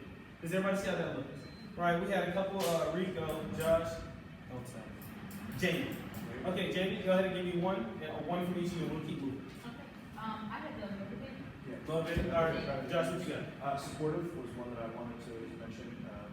Like you said, not just delegating, like do this, but also recognizing some strengths of the employees and also encouraging them, wanting them to win and succeed. So supporting them, not just within the workplace, but also emotionally, and seeing the employee. What about this problem? And I want to stay with you on that, Josh. That was really solid. What about that employee we catch gossiping? We know who the gossip is. We know who it is, you know? We're not crazy, right? And we want them to stop, obviously. Creating toxic work culture. How do we do that? What does that sound like, actually? I don't know, not how we do it. What does that sound like? How do we get that in the book? What would you say today? You were to step to you and find out that there's gossip going on in your cohort or in your circle or whatever that might look like. How would you nip that in the book? Gossip. They said that, like, you like me, want me, but I have high PNP numbers. I don't know, but I'm gonna get back to you. Wow, guys, this is class. That was classic. That was classic. Josh, you are good for that. You are so good. I'm the reason y'all are here. So here's what that looks like. All right? Wow. And take notes on the characteristics. When you're taking notes today, you're not taking notes right from some board, right? Maybe so, a little bit. But you want to take notes on the characteristics of how this role play looks. So you can take these things and implement them after 3 o'clock today. Hey, really? So, as a matter of fact, that's fine. Well, first off, before we get into the nitty gritty of gossip, things like that, it starts with good rapport with your colleagues first, right? So, trust, respect, those things have to be in place. That's why, like, what we already did from all of you, what we role played, has to be stepped on. They have to get good emotional buying power from you to listen to you, right? We usually don't listen to people we don't respect, all those things, right? So, you create that good energy. Now, we come to a more complex situation where they're gossiping now, and it's our job to nip that in the bud. Now, the beginning stages of that looks like, hey, so I'm glad you, first off, right? Asia, thank you for bringing it to my attention. That's something I wasn't aware about, and without you, I probably wouldn't have been aware about it, right? So, congratulate them, acknowledge them, let them feel heard. Same thing. So that's step. So you want to watch the steps here. Help them feel heard first. Same thing like I said earlier. Let them speak first. We hear them. Acknowledge them is number 2. Let them speak, then we acknowledge. Number 1, let them speak. Number 2, we have to acknowledge. How many times do people come to you and say things and you just like, oh, did you even hear me? Like you just stumble right over me. Like acknowledge. Period. What this looks like in our everyday life. Hey, Mom, the cup fell. Oh, thank you, Charlie, for telling me that. I'm gonna go get to that right away. Acknowledge. Thank you. You know what? Without you telling me, man, okay? That's welcoming, and that energy you all talk about, that's where that comes from. Once you acknowledge, they feel hurt, immediately something goes on. They're now open, you can motivate them, you can encourage them, you can have meetings with them, you can even have a tough meeting with them. But if you never create the energy first, none of it's gonna happen. Energy has to be created first. We do that through listening and acknowledging. Those are the one and the two. So we acknowledge, hey, thank you for bringing that to me. As a matter of fact, what I want to do, if you have, maybe 10 minutes later, I would like to learn about this situation more before I do any blame fingers. And then I'm gonna go ahead and learn about this, and I'll probably have a follow-up early tomorrow morning, or if it's that imperative, probably by the end of the day with that person. But from you, I would like to hear maybe 10 minutes, right? If it's short, you don't feel comfortable, we can do 5 minutes, quick video chat, meeting. Right? Step outside, if we're in the office, whatever that looks like. Oh, man, yeah, that'd be great, man, because I was really troubled, and they brought my name up, and it was their family member, and I don't want nobody to know. Can you keep it confidential? Absolutely. This is between you and me. Only. And we gotta mean that and own our order that as leaders. Because we talked about that earlier. We said what? Accountability, we have to be accountable first. And they're observing and watching us. Let's keep moving. Last word, Rico, give me one of the things in your okay, go ahead. Work side by side with you, somebody that will jump in, like for us, jumps into the queues when we're short-handed and stuff like that, or if we're busy, just work with us. Work with us. You brought that up too. Is it brief? You said, well, sometimes bring your child to the workplace, sometimes it's business, they have a business to run. But they're not really working side by side with you now, are they, right? They're telling you what to do. Oh, you're not here, the child, right? They're making the child an excuse, right? Working side by side. We're gonna get to that later. Here we go. Inclusivity. Ooh. In the sense of letting us know about stuff that's being implemented and maybe asking us for suggestions or ideas. I'm curious, and I love that. That's one of my big ones, honestly. A lot of leaders have that complication. How do you guys get people included on a Zoom meeting? How do you all do that? Zoom meeting. You're at home, you're doing hybrid work, you're remote. How are you including everyone through a Zoom meeting? On certain activities, certain group meetings, workshops, how are you all currently doing it? Send them an invite, yeah, but not, I mean, we all know those people that like to turn the camera off and never speak. Like they're going to play what? The video game? Right? Normally, if we say what we need to say, and then towards the end of it, we'll let them know, like, hey, if you guys have any questions, feel free to. So, in our team meetings, I would go first with something like that I like, and I would call on someone else and have them call on someone else and do it. Let's do that. Right here. Thank you for going. Could you call on someone else to tell us what the definition of inclusivity means to them? So call someone else. It's okay, we're all going to speak today, so no need to be shy. You call them? Chloe.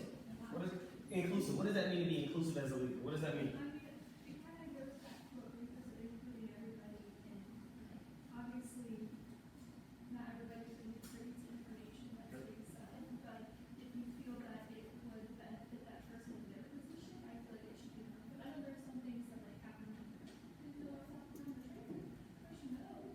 So I think I know we're all busy and everything, but I feel like if we step back for a second and say, okay, who is this actually going to affect and who needs to do it first?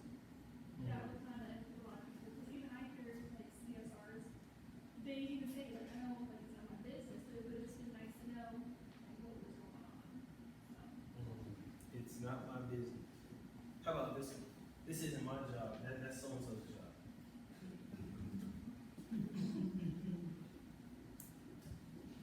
How do we address that? There's one question I give. I've been giving out my free gems, y'all, man. There's one question I say, it's how do you figure?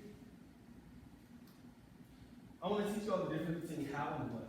What do you mean and how do you mean? How are those two different? Always say how do you mean, by the way, after today. After curriculum today, how do you mean should be the word. What do you mean implies that something is wrong with you. What are you doing?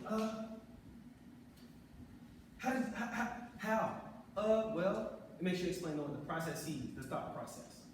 How do you figure? How do you mean? Oh, John, man, I was going down the road and I had to how do you mean? Oh, then I took the left and then how? Not what. Gotta use that goal. It's really big in sales as well too. So talk about hitting our goals, that's big. How do you mean? How? Get them to talk. The more they talk, the more you listen, the more you acknowledge, the more you keep going. Has to be a how, not a what.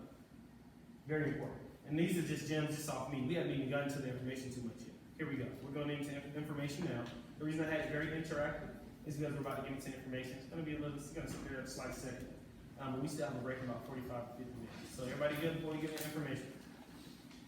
It's showtime, people. Here we go. So, positive and negative effects and differences, right? So, I have my references here. Right, we have entrepreneurship in a box.com for this one. And with inside 6Q, right? The effects of negative leadership to the right, effects of positive leadership to the left. Positive values trickle down. Positive values trickle down. Now, this is still interactive, guys, so I'm not going to talk at you, right? This is still going to be interactive. I want some feedback from you all. But positive values trickle down. Well, they trickle down from us as leaders. Positive values. I have a question. What are some of your positive workplace values? For example, that might look like time or be respectful, but more like on the day-to-day. For example, positive values. Hey, if you have anything, make sure you come to me. Stuff like that. I have an open door. Ooh, that's amazing. You really do. That's great. Anybody else have an open door here? We don't. No, not like that. I mean, we know it's virtual. Y'all are trying to do, Josh. I'm so proud of them. No.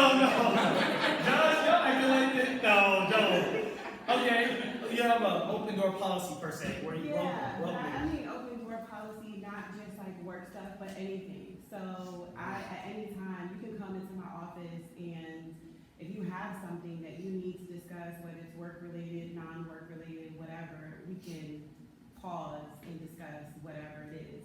And then honestly, it's not just for the people who report to me, it's for anybody, because sometimes people need an intermediary. They need someone to kind of be that middle person. And so maybe I just listen, and then I'm like, okay, well, this is who you really need to contact. So that's what I mean in terms of open door. Amazing. I love the notes. And also, the reason I keep it interactive is because we will learn from one another. Right? And all our minds together are a lot better than me standing up here and trying to preach at you. Right? So I see some note taking from that. Derek takes some notes from that. That was really good. Anybody else? That was really good. Positive values trickle down. That's a wonderful positive value. Give me two more positive values from the group. What are some values that y'all have which allow your million new hires? I'm gonna say that all day. I like that kind of like that. Never let that one down. Yeah, never. And you guys are getting more from what I hear. But million new hires, by the way. So be easy, guys. Be easy. So one more thing. So what's another value that's good that employees say, hey, right? Being open is big. What's another value? Similar, quite similar. I'm with you on Rico. That was good though. Give me something else. One more thing. Positive values trickle down. Lending assistance. Lending assistance. Explain. Give me some feedback. For instance, our queues are backed up. I'll show you yesterday as an example. We had to get some requests out the door. So me and my task managers, we tag teamed them. I told her, I was like, hey, I'll grab these couple right here, and you can grab those other ones. Just working together for the common objective. Nice. We gotta do that. Let's keep moving. Improve morale. When we're not getting motivation, there is low morale. One of the reasons we're here. Low morale. A lot of that comes from, like we brought up earlier, we gotta listen, then we have to acknowledge. What Rico said here, I didn't miss you, I just came back to you, right? Being open and approachable, even via Zoom.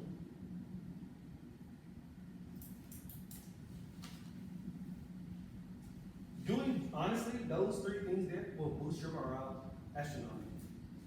Which tells me that those are things we need to work on. Like, we don't even have to run through all of the, and we can sit there and honestly break that down, and that's how we can improve morale. Listen, acknowledge, and be approachable. Are we, now I know you guys work from Zoom in a hybrid role. How can we be more approachable? This approach thing. I love that, Rick. I'm gonna sit with that for a second too. That approachability. How can we be more approachable and open? Because honestly, gossip will also start from, I don't know if I can come to him. I'm literally gonna close my feet. I don't know if I can come to them. It looks goofy, but stay with it. It looks goofy, but stay with it. I used to be comedy. No, I used to, right? I can't come to them, so I'm gonna whisper in their ear. That's where gossip comes in. Maybe we can Awesome. go to them. Because like, if you know that somebody may have an issue, or like, also I was thinking about how you said follow up. But if I'm constantly following up with my people, I'm constantly following up the way I'm supposed to, or if I'm constantly just engaging them and communicating with them, then that lets them know that they can come to me. And that kind of opens up the door, so they don't have to ask and say like, but can I? I love that. Let's stay right here. Dang, you getting ahead of me, so you getting into this stuff. It's not the what. The what is what you did, right? The what is the, hey, you can come to me. It's how. The reason we role play is I show you all how. I didn't tell you what. That was too deep. Let me slow it down. That was pretty. I think it went fast, and I need to break it down. It's how you let people know they can come to you. Hey, man, you know, all right? I post things as ideas. People are more receptive to ideas than commands. Post things as like, I was thinking, man, I know we work together. We're in group 3, and we're always working, and I never really see you too often. If you wanted to talk about things you're experiencing here, maybe what I can do to help you. Sometimes, as leaders, people are more comfortable. Sometimes when we throw ourselves out of the way. I made a mistake when I got here. I picked the wrong software, and I almost got let go on week 1. But that's not your case. So I kind of want to talk to you and kind of see where you are. And if you need anything from me, let me know. I mean, that's why I'm here. That's the how. Guys, these are notes that after 3 p.m. shall be implemented. Because that's why we're here. I'm giving you free gems on how this looks so you can do it. All right? Any questions or comments before I go on? Thoughts, ideas? By the way, this is also how to do it. Hey, you have any thoughts, questions, comments, ideas? Anything you want to teach the group? I give the baton off. I let them have the floor. Being selfless enough to, as a leader, to allow that to happen. Because we talked about ego and arrogance clouds judgment earlier. These are gems that are quite important. Once again, also, these are things today you will have to practice after 3 p.m. Like, this isn't I'm going to go to the training and then 3 ends and then I'm a magical leader, right? You actually need to practice these tidbits of tactics after today at 3, right? Any other thoughts, questions, or comments? I told you we're about to get into it a little bit. Kind of going to get on you a little bit simpler. How we doing? What's that? I think on the topic of even encouraging people to reach out is not just saying, I'm here if you need me, but when they do come to you, giving them your full attention, not, giving them an attitude like, hey, yeah, I got many things going on, but sure. You gotta be welcoming when they do come to you, because then that's gonna encourage them to come to you the next time, and, to continue, so. It's called the follow through. Y'all be jumping, hey, y'all so smart. Look, we got the follow up that I've noted to. We have the follow through. If you do these things, once again, the gossip rate and the increased morale. The gossip will go down and the morale will go up. You're approachable. Why wouldn't you, right? You're approachable. They have your full attention, as you know to. You let them know you're there, and then you follow through. Solves a lot of problems so far, doesn't it? We just got to practice something and actually implement them, called doing it. These are things you want to practice. How do we practice these things? Matter of fact, that's why I'm here. How do we practice things that are already listed? We have a lot more to go, but how can we practice these things, the tips I'm already giving? Other than, doing them, but to do it effectively, you have to practice it. A lot of times, when I teach this here, this is wonderful, how can we implement it? So I want to ask you guys, based off the tips I give you, how can we implement these tactics so they actually work? I would say take a look at yourself.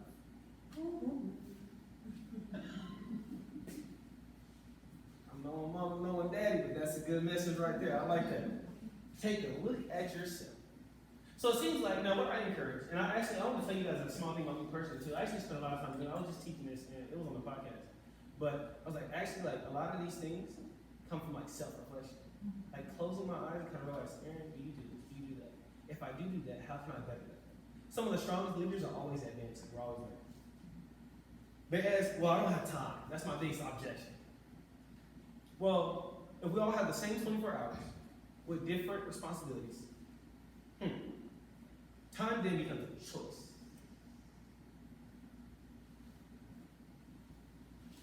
Today, After 3, you have the choice to take this stuff and really be seen. Wonderful leaders here at this Doma Technologies company. I heard that they elevated quarter. Guys, you guys have a big opportunity here today. Okay? Any other feedback on that? Any other feedback? Big opportunity. You getting things that other leaders aren't. Training from outside sources. Research with it as well. Jennifer did a great job. She did. She brought us a heavy gun because not a lot of trainers get to do on-site trainings, right? Right. Any other thoughts or questions so far before we begin?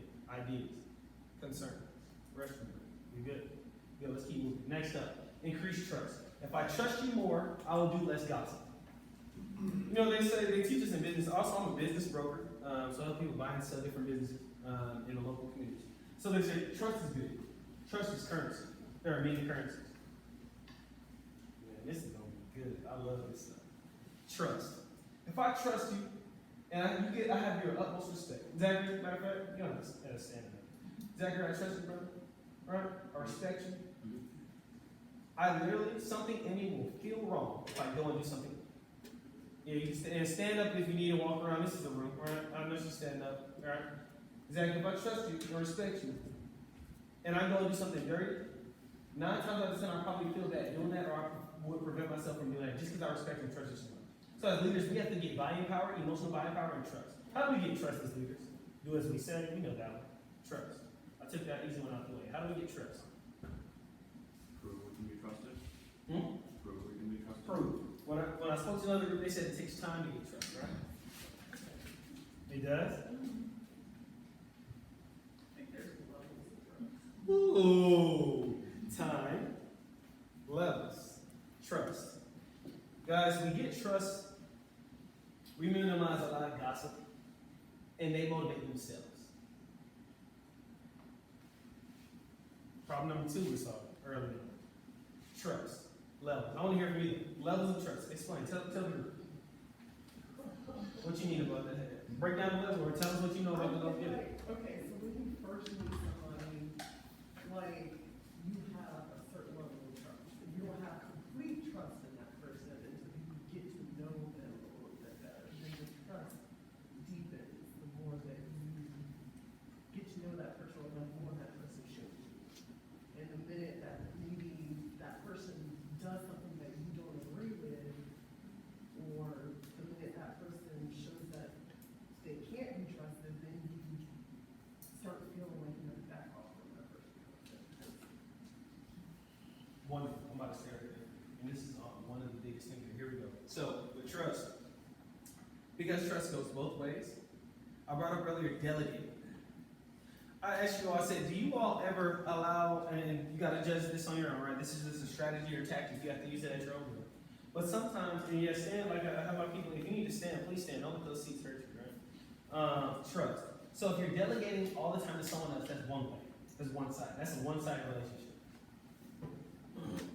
So we want them to do tasks for us, but we're opening the door for a one-sided relationship. And we're wondering why they're not motivated.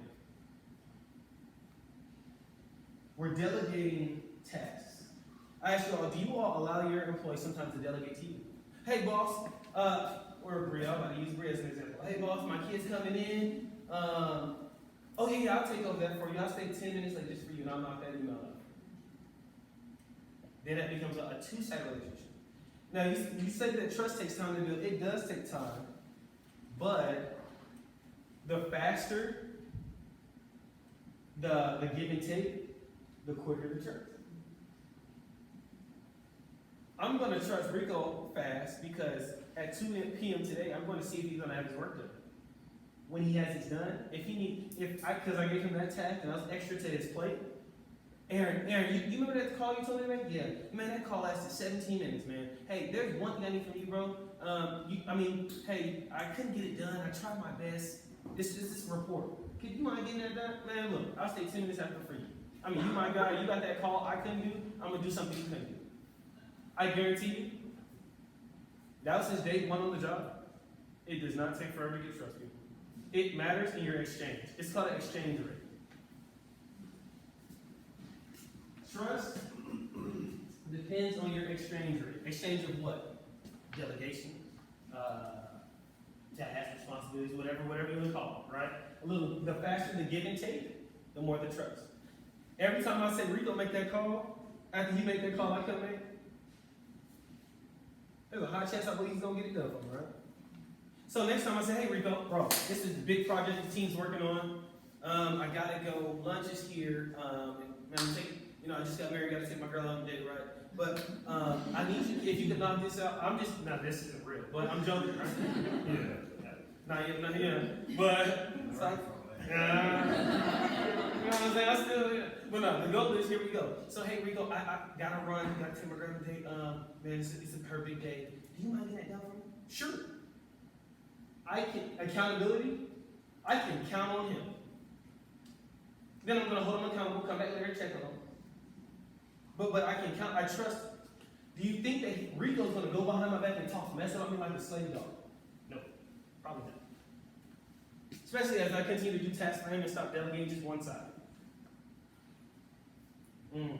So if we're on Zoom, and hey, new hire, man, I'm glad. And matter of fact, you can even open the conversation like this. Take this example with me. Hey, look, so there's some HR paperwork we need you to do. Welcome to the team. I'm glad to have you. I'm actually the team lead, okay? We do different boxing, like Derek said, boxing packages. Right, we do different packages and things like that. And so if you could, by the end of the day, because I'll come by and talk to you later and get to know you more too, but we're on a short schedule. If you don't mind kind of heading to the equipment area, you got some packaging to do. I'll be right over there in a second. And what I'll do for you is I'll bring you your name tag and water, and I'm gonna come over as an open book to answer any questions for you. Is that cool?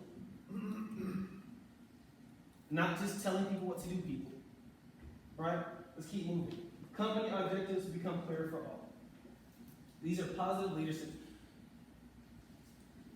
I was working with a sales group and another group that's trying to get their productivity up as well, and they had the problem of obviously increasing it and things like that. And how can I say this? I'm gonna be honest with you because I came from a sales background a little bit as well. You come to me and tell me you need me to do $1 million in Q4. Money isn't my motivator. So that won't be enough. Won't be enough. That's where this comes in. Everyone doesn't have money as the motivation and or incentive. So the only way that the company telling me I need $1 million in Q4 to deliver, the only way that I get that number, the company says, well, Aaron, money isn't the motivator, Aaron. So we need to learn about him more, get to know him, so we know what motivates him. Y'all, this solves the motivation issue here. We need to get to know Aaron to understand his motivation so that I know what motivates him. People are like, well, I don't want to ask him questions all day. And I mean, how do I get to know him well, he's a new hire. Have you started with a simple, hey, what's up, man? What you up to? What's your passions? Passion. People love that passion word. And if you ask it, people will be glad to tell you their passions. That's why I started off with. It's a great icebreaker. And it broke the ice pretty, not right down the middle. Right? Oh yeah. So I like beach volleyball and I went to ODU. What? Also, man, I gotta tell you, I'm new to the area. I literally came in as an elite myself. I went to Virginia Beach yesterday. I saw a unicycle. You ever rode a unicycle? No. Throw them off tangent. Then come back. Oh, so you like beach volleyball? So you must do it after work. Yeah. So now you know time is his motivator. Because he likes to spend his time doing things he likes right after work. So then you say, hey, Aaron, so the company, what we're trying to do, and the reason why this is important to you, you brought up earlier, speaking to the value of the person, making it personable. That's what this whole game is about. Right? Hey, $1 million in Q4. Hey, the company is looking at expanding. And we want you a part of that. And the reason why it's $1 million in Q4 for you to get, in Q4 we get to you, is because one, when you work really hard during the day, right, not only are you hitting great goals, you get your time back at 5, you go play beach volleyball. So if you work really hard with us, we give you that time, clean out 5 p.m. on down. He's like, oh, shoot, I get my time, and you get your time back, and you can hit goals. And the company's expanding with you in mind.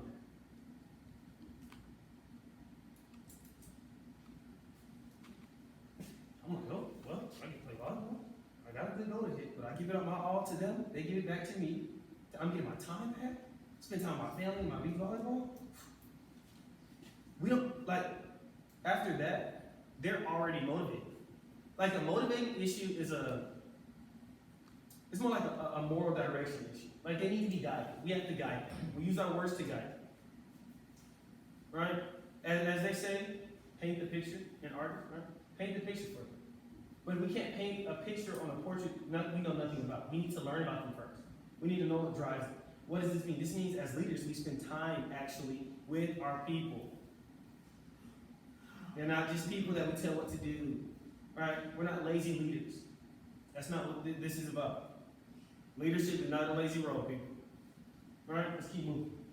Office politics play a smaller role. Office politics.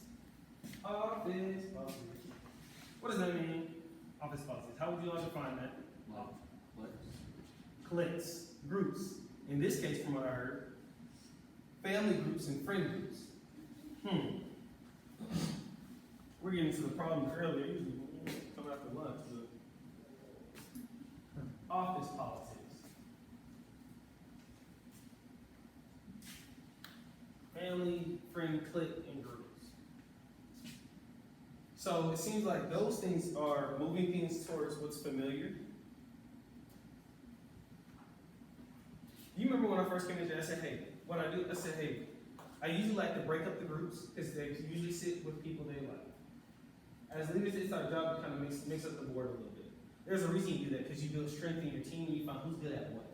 You need to know who's good at what. Why is it important that we know who's good at what? So we get the proper objectives that we can meet. Bingo. We know what they're good at, so we know what we can delegate. Where does delegating come from? Delegating comes from knowing who's good at what. If you know, listen, this kills teams left and right, people. It even sometimes can end businesses and have bankruptcy. Right? Because if the team's not working together, they're not hitting numbers. But they can't work together until you know who's good at what. It's like, and I'm getting ahead of myself, but there's a pizza, leadership pizza we're gonna do later. And literally around the whole pizza, it's not like a full pizza. You're gonna each slice, so there's 8 slices, right? So each slice is gonna be a leadership trait. And you're gonna fade in the percentage in which it fits in the whole pizza. Because there's things we're good at and not good at, right? Or not so good at, right? I may be a great speaker, but I may be terrible behind that computer with the analytics, which I am. You get the analytics, you get Rico got the analytics. I can't do the analytics, right? So what we'll do on the team, we say, hey, we need to deliver our PMP goals. We need to increase by so and so. What's the number? What do we want to increase our goals by? Give me a number. How do y'all do it? Percentages, numbers, points? Percentage? What percent currently do you all want to increase your PMP goals by? What's a good number? What's your average number? Maybe 80, 70, 20? You guys are all looking at me. Anybody can answer. What's a PMP goal in percentage we want to increase? You said what? 10%. 10%. So now as a leader, I'm like, okay, going back to the drawing board. Well, we need to increase, and I'm the leader of this, right? Project lead, 10%. Well, I don't know John enough and I don't know Sarah enough, but I know Will, and Will, he's good at this, not so good at that. Is there any member on the team that I know that can pick up the slack there, which increases the result too? Oh, but I don't know them enough. So it's literally like we have to take the initiative to spend time. Now I know we're all busy. We have families, we have activities, we have our pleasures, we like to do our fun, right? This is what we signed up for. We didn't just sign up to get an extra check, right? Or extra increase. I'm keeping it real, because a lot of leaders sometimes they make that choice. I'm like, well, understand that leadership is not just that extra, like they're paying you extra to increase the responsibility. You're held accountable. That accountable word. I'm gonna take a break here for a quick second. And I wanna ask, is there any questions so far what I did? We're hitting the head hard today, because I want these problems solved after 3 p.m. If you need questions, please ask me. That's why I'm here. They brought the big guns to solve the problem, let's solve the problem.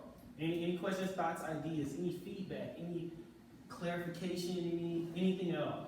We get everything, everybody's flowing. Anybody need to stand up, move around, get some water, anything? Okay, let's keep moving.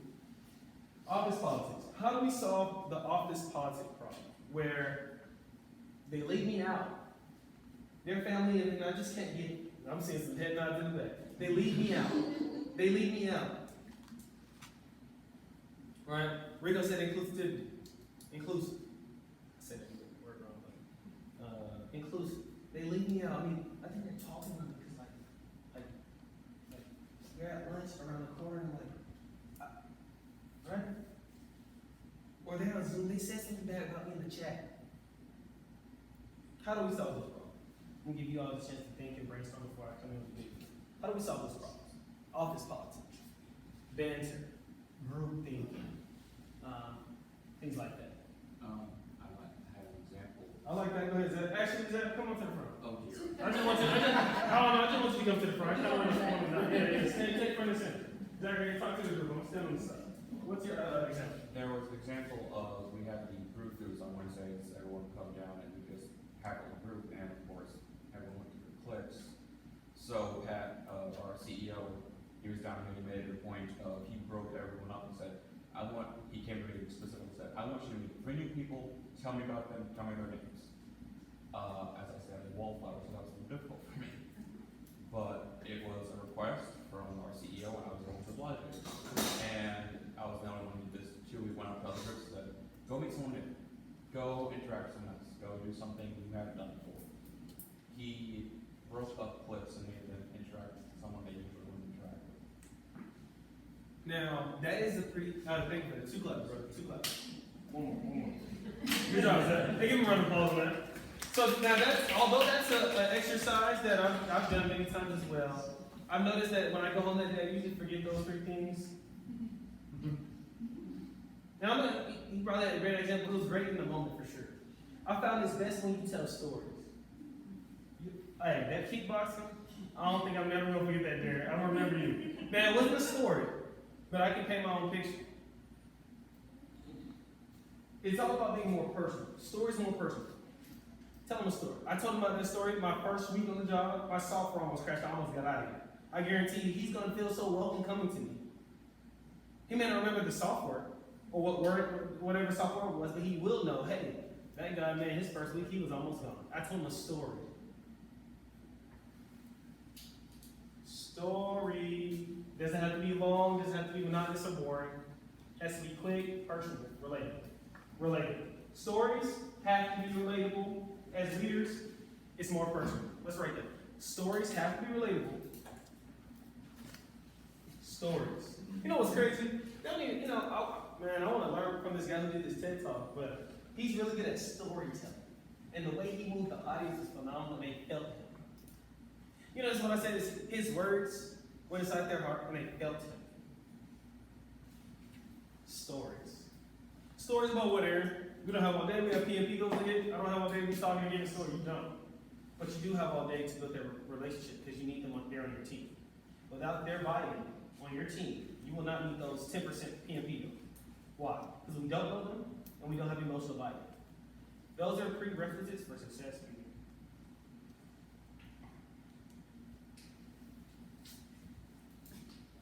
Stories. How do we tell stories? Personal, yeah, we know that. Some traits of stories. One thing let me tell you too about stories, you want to relate them to the person. So if they say they do beach volleyball, I'm sure, we're right by the beach, 8 minutes I think. But we're right by the beach. So say a story about, bro, I went down the beach and I saw this guy on a unicycle leaning like this.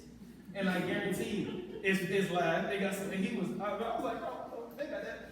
But anyway, see that feet work, y'all gonna remember you're laughing. It's not necessarily, he'll remember the unicycle. And he'll probably remember my feet going this. So he feels not only comfortable understanding, I can now delegate. He's now going to be self-motivated through all that relationship building. It solves a lot of problems. You see how this works? It seems like what we handle so far is the step 1, which is the most important part. If you don't do these things, delegating and telling me to go do those boxes, you think I'm going to be motivated? But if you remember that unicycle on Halloween 4, oh yeah, that guy cool, yeah, I'll go do it for him. Oh, I like that guy, I respect him. And then he didn't say it in a mean tone. He didn't have a deflection in his tonality, he had an inflection. That's cool, right? These are the prerequisites of all of them. This is how we get our PMP goals up. Right, let's keep moving. Negative traits. Actually, let me hit that one. So to break down those office politics with that, we got to mix it up. On your team, you got to sense it though. You have to have your antennas up. That y'all brought up this word earlier called awareness. As leaders, we have to see the room. Michael Jordan, if you're a basketball guy, he sees the whole floor. He's watching what he's doing, they're doing. Now, not watching, but aware. he's a learner.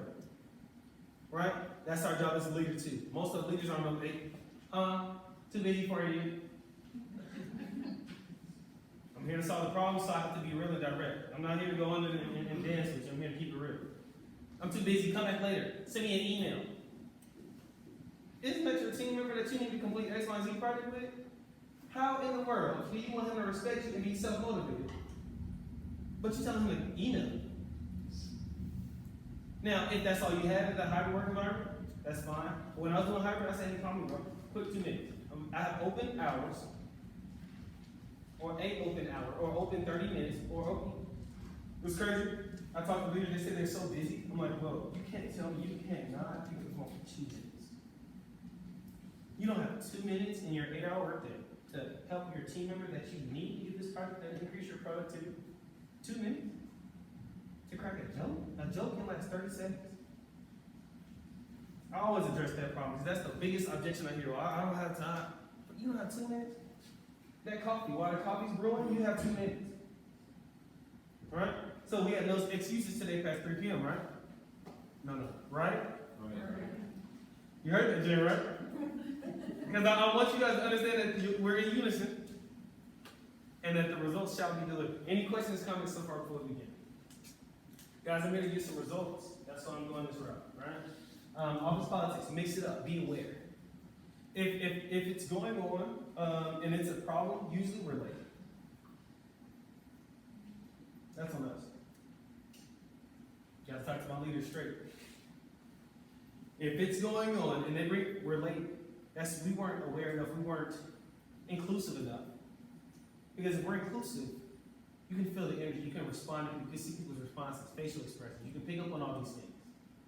These things are how we solve the problem before we begin, which is another thing I'm supposed to work on with you all today. Solving the problem before they begin. How? Increase awareness. That email will get sent, but right now you with your team. Your team, guys, the ark, man, it wasn't built by itself. Big businesses aren't built by themselves. They're not built by themselves. We're not just the leader and everybody does what we say and we're just that important and no one can talk to us. It's never built. Hey, because if I'm telling someone to do delegating, they need to be able to delegate back. They need to know that you have their back. That's how a team works. Big. That will break up some of this is being more aware. If you have an office politics, by the time that they're bringing you the problem, that they feel like an outsider, that they're talking to us, we're already late. Now, at that point, we can address, like I said, understand the problem first. We can't handle the problem we don't understand. That's why today I took so much time in the beginning, understanding where you all were coming from. There's so many conversations that I have with so many people where they have different priorities, different values, different problems that they want me to come in and solve. So I had to take the time to understand you all. The same thing you all are going to do when you hear that gossip. Hey, let me take 3 minutes to understand you. 3 minutes. Hey, meet me 3 minutes. No office, cool. Hey, quick call, quick Zoom. Hey, let me get 3 minutes. Something. Right?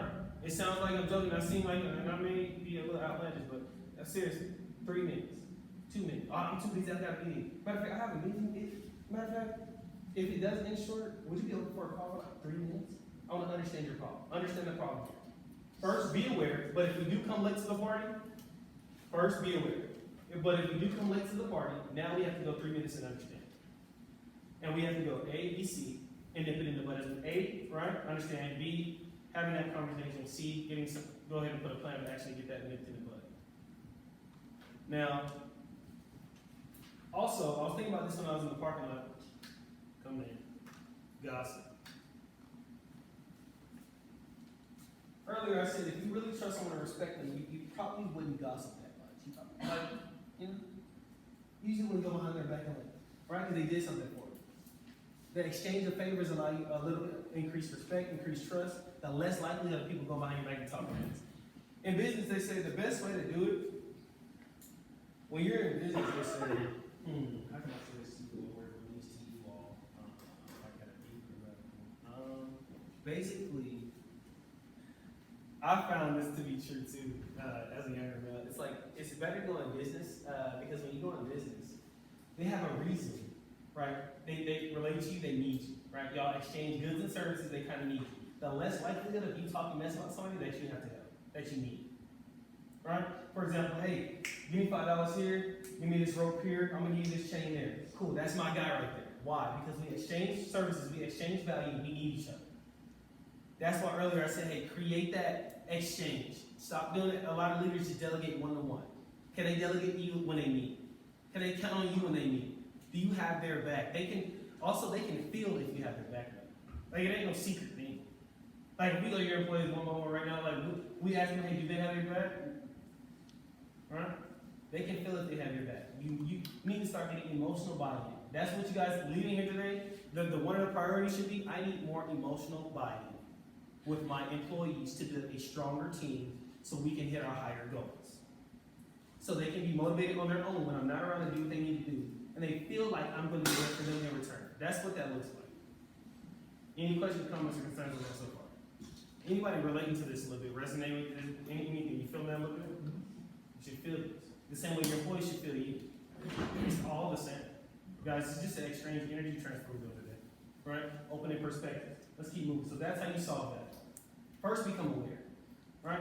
If you have a team that you haven't spoken to, number one, that's the biggest problem.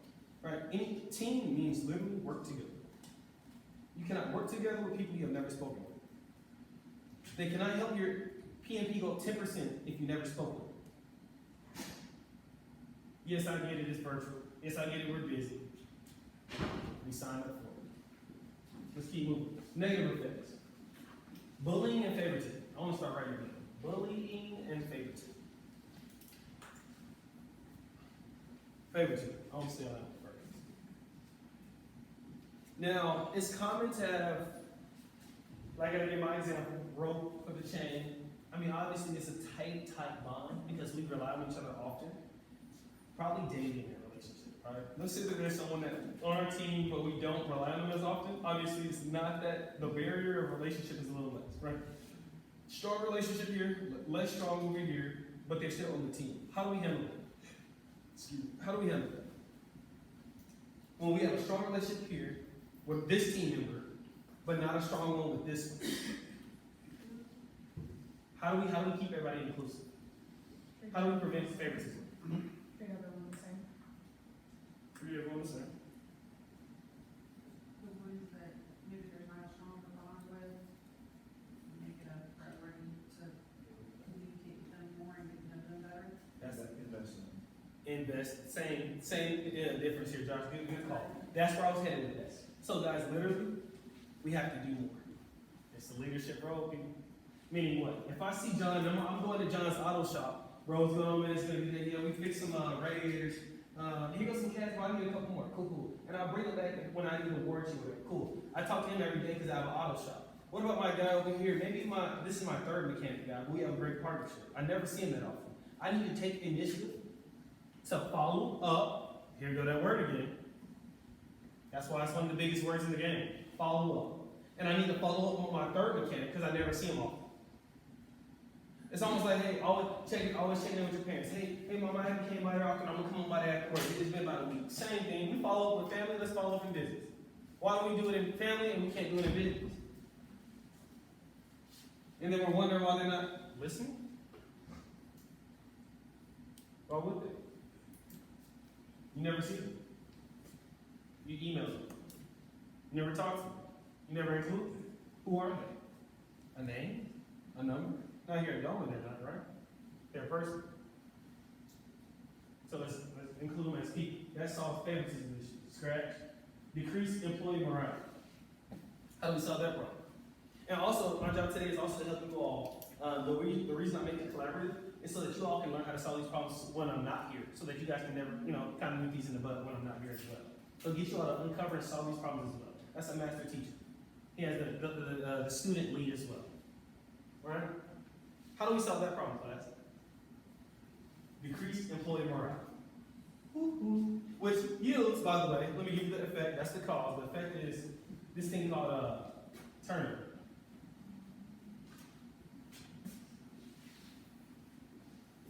How do we solve that problem? I mean, let's go 3 answers. Let's go 3 responses. If not, I'll go randomly pick. But we all need to know today, as leaders, know how to solve that problem. Decrease employee morale. Meaning what? What does that mean? First off, what does that mean? Before you can answer, what does that even mean?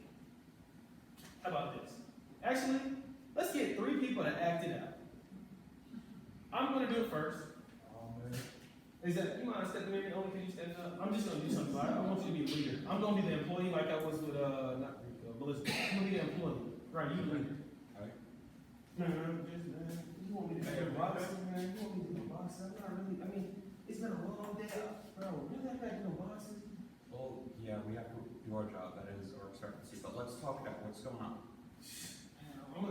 It's just, bro, you know, and that's seen by the way.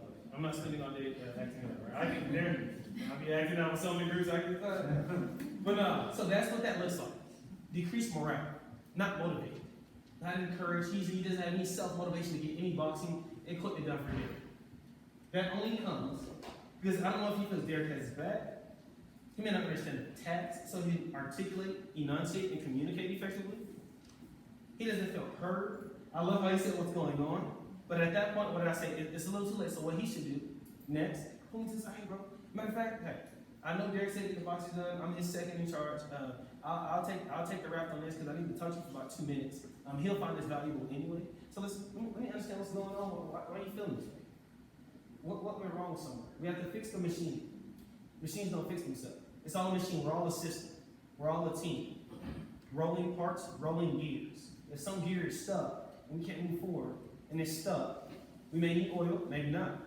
Maybe a new part, maybe not. That's our job as leaders to find out. So let's get someone else to act what low employee morale looks like, and then one more thing do a positive employee morale. Rico, you good at acting a little bit? I think you got that style in you. Come on now. You want, well, you know, yeah. Josh, yeah, since you said it, come on too. So I'm going to be now. Yeah, you stand on behind him. I'm gonna go first with Rico, and then next with you, Josh. I'm going to be the employee. I will be the employee to actually speed things up because we have to get to the next slides. All right. But I'm going to act with low employee morale, and then I'm going to show you what high employee morale. So low. Here we go. Before we begin, what else do you all do, like other than packing in calls? What else? Scanning. Let's do scanning. Let's do scanning.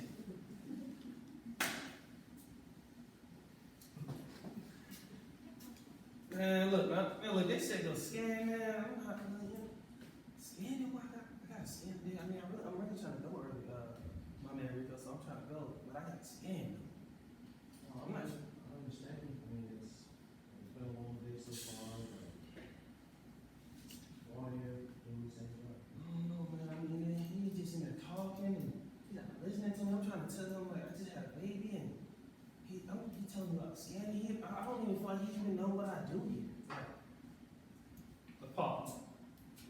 Good job. Thank you. 2 cups. Oh, 2 cups. I love my 2 cups. Guys, that's what that looks like. Low morale. Doesn't feel heard. He has no emotional buy-in to the company and or the role he even has to do every day. Tough place to be. How likely is he to leave the company? Pretty likely, right? So, let me break that down. It's pretty likely, we agree that it's pretty likely for him to leave the company and cost the company more money to hire more people. I'm going behind the door. I should take off the business broker hat and put back on the training hat.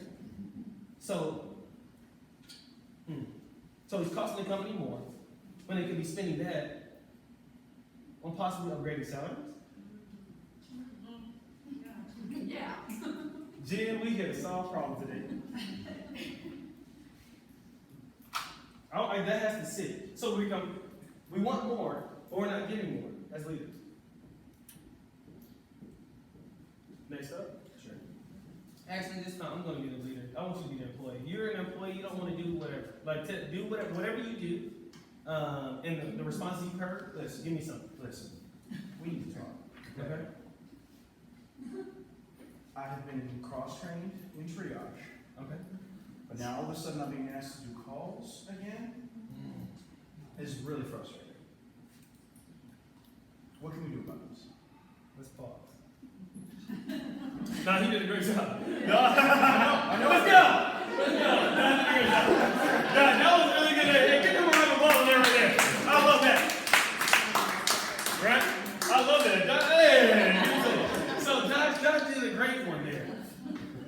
Now, that was nice and jokey, but we have to get into it. So he's questioning the authority for the task he was given. Like, you gotta translate. Leaders, as leaders, we have to translate what they say, and they teach us themselves too. It's always not what people say. So the objection always isn't what they mean. Well, what he's doing, we have to break down quickly as leaders. Okay, what he's doing, he's questioning the authority. I mean, he's questioning the task. He has some reason. His reason, he's not emotionally bought in. He sounds confused, and he's going against his tonality. His energy was very forthcoming. So he's probably in a frustrated tone, probably going somewhere with either and it could be an ego issue because he feels like he's better than the role. Like you guys have to be, this is how my brain is firing off, like as the leader, like up here, because I do this often, but I'm seeing a lot of energy here. Does anybody want to speak? What do you got? You have something to say it. Please. So let's pause. Once again, I have to nip it in the butt like I did early on. Then we're going to grow together. If there are problems to uncover, please say them so I can address them. I think Anything? you just hit one when you said people think they're better than the role. Yeah, absolutely. We're about to stay right there. Because I'm not here to just talk to you from PowerPoint, I'm here to solve problems. They feel like they're better than the role. What's that phone call, right? They don't do phone calls. The way I teach this,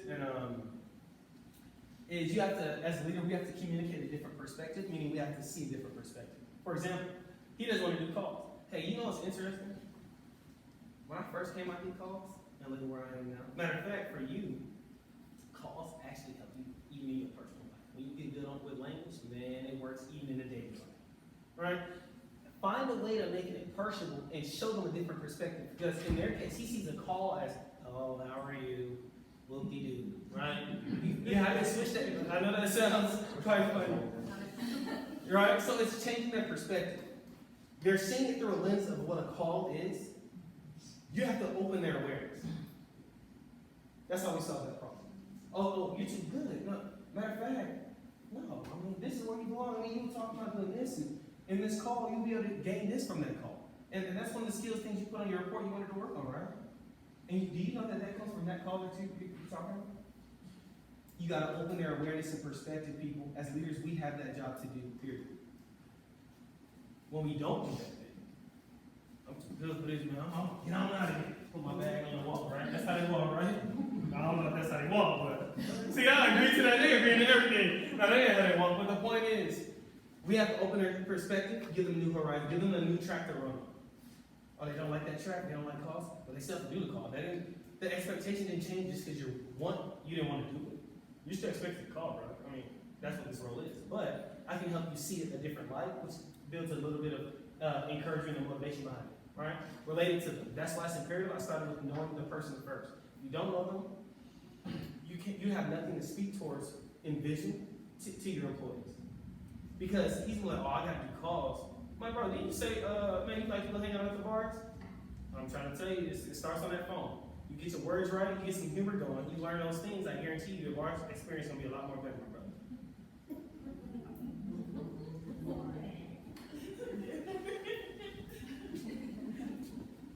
Oh, by the way, you gotta see that. Hey,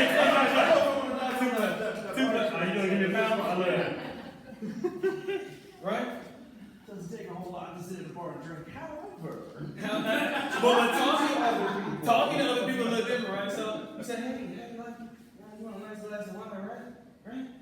You don't learn how to do that thing they do, that switch and that, right? All those cool things, you don't learn how to do that. Man, if you get on this phone, bro, right? Maybe you can talk to a sister, you can talk to the waitress a little different and kind of learn more about the wines and understand where that comes from. So you can increase your wine experience just by better communicating, and that starts right here on the phone at Doma to go. It's our job as leaders to open people's horizon and perspective, literally. Guys, honestly, that's the biggest thing. I spend my time studying a lot of the philosophy of perspective because and perception. So you got to help them perceive different things. It's our job. It's in the contracts and the papers, right? It's what comes with the role. Perception. Let's talk about perception. Someone feels they're too good for a job. How can we help them perceive something different? Perception. Help them understand the job roles. They may not enjoy it as it stands. It's a good stepping stone to get where they deserve to be. Now, that was a good what to do or what to do. How does that sound? What is that? I'll give an example, but how does that, what's the language behind it for you all? Make it relate to them. So Oh no, we gotta do the role play. Hey, can you guys, hey, you can come on down. Guys, the reason we're role playing is because after 3 p.m. today, there are different expectations because your awareness increased. So I'm actually helping you with the role play. Change your perception. The role play seems like daunting, but after 3 p.m., Jennifer here, the HR lead, now know that you are aware of different tactics and strategies and vocabulary to do better tomorrow. So the expectation just changed. So actually, role play, you want to role play. You want to do it while I'm here too, by the way. So I'm too good for a job. That sounds so bad. That sounds so bad, guys. That sounds so bad. But I'm too good for boxing. I went to ODU, and I'm important. And Derek says he'll kickbox me if I don't box. No, but he did it. Derek, don't do it to me. But I'm too good for boxing, and I'm coming in. Matter of fact, let's make it worse. I'm 5 minutes late. Nah, let's keep it 10. Matter of fact, let's keep it 15. I'm late. Oh, whoa. I felt a lot of energy in the room. Yeah. It's late. You coming to issue that you talking about? So late is next. No, we're good though. I saw them all day. We're good. Late is next. Remind me though that late. You gotta talk about that. Don't forget.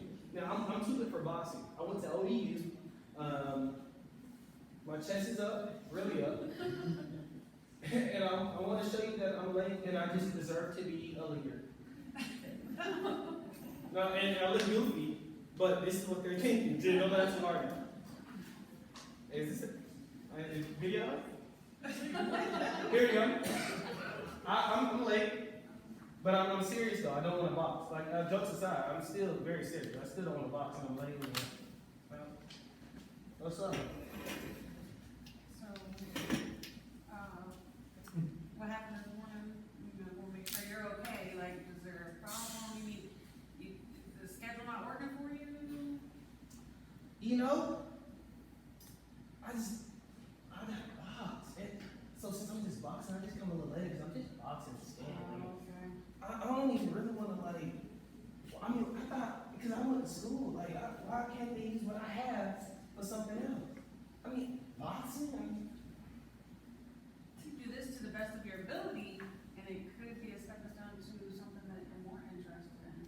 You know, show us how good you can do this task, and then when an opening comes up for something that's more along your skill set, then you consider cross-training you in that area. All right, I'm gonna sing. Cut the scene on that. Great job. Thank you so much for that. Oh wait. You don't want to leave it? Oh, not yet. Because now we got to correct the action. That was solid. But just like anything in life, we can get better. So let's get better. Another thing I use too to build motivation, you can use this thing called competition. I think somebody sent it over to my right competition. He said, hey, there was a guy before. Now, I don't know if you know him, you probably don't. Because he leveled up, right? Just like what you want to do. And there was a guy before. He was one of the fastest but most accurate boxers there were. Now, you said you went to ODU. Their football team not the best, but I want to see if you can come in here and beat that record. Now, I don't know if the record's good or not, but is it bad? Is it good? No. It's bad? I got lucky, right? But the point is, you say, hey, now ODU, I know you say you went there. They ain't had the best team, but I believe you on my team right now, right? So let's see if you can really knock out the boxes quick. And then from there, let's open up the conversation. Good vocabulary here. Let's open up the conversation. Oh, that works on anything. Anything. Hey, matter of fact, let's open up the conversation, right? So then we can open up the conversation on what other things that you want to expand to. But what we need, though, in return, if you can do a little give and take here, be upfront. Don't hide behind the corner. Be upfront, you know?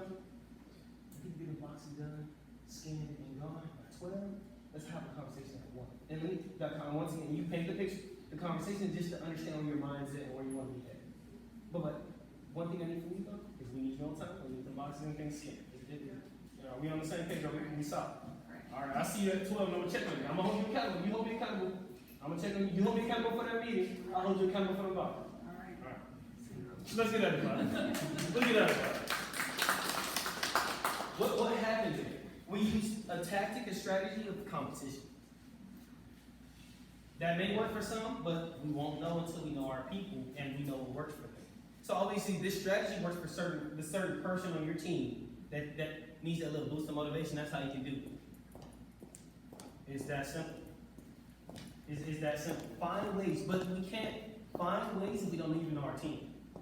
That's why I started with that. The first thing I talked to earlier was the most important. You get to know your team, you can pull different strategies out the hat. There's a lot more strategies to where that one came from. Alright? Any questions on that so far? Guys, we are past our break. So, if you guys can come back in 8 minutes, we'll do an 8-minute break. You are beautiful. Did she drink that water? Oh, okay. Medicine, okay. Yeah, guys, we have a matter of fact, come back at 10:32. I said a 10-minute break. I'm gonna hold me accountable. 10-minute break. We're on break right now. 10:32. Come right back. We'll get into more stuff. Talk some more. Actually, we'll probably go on to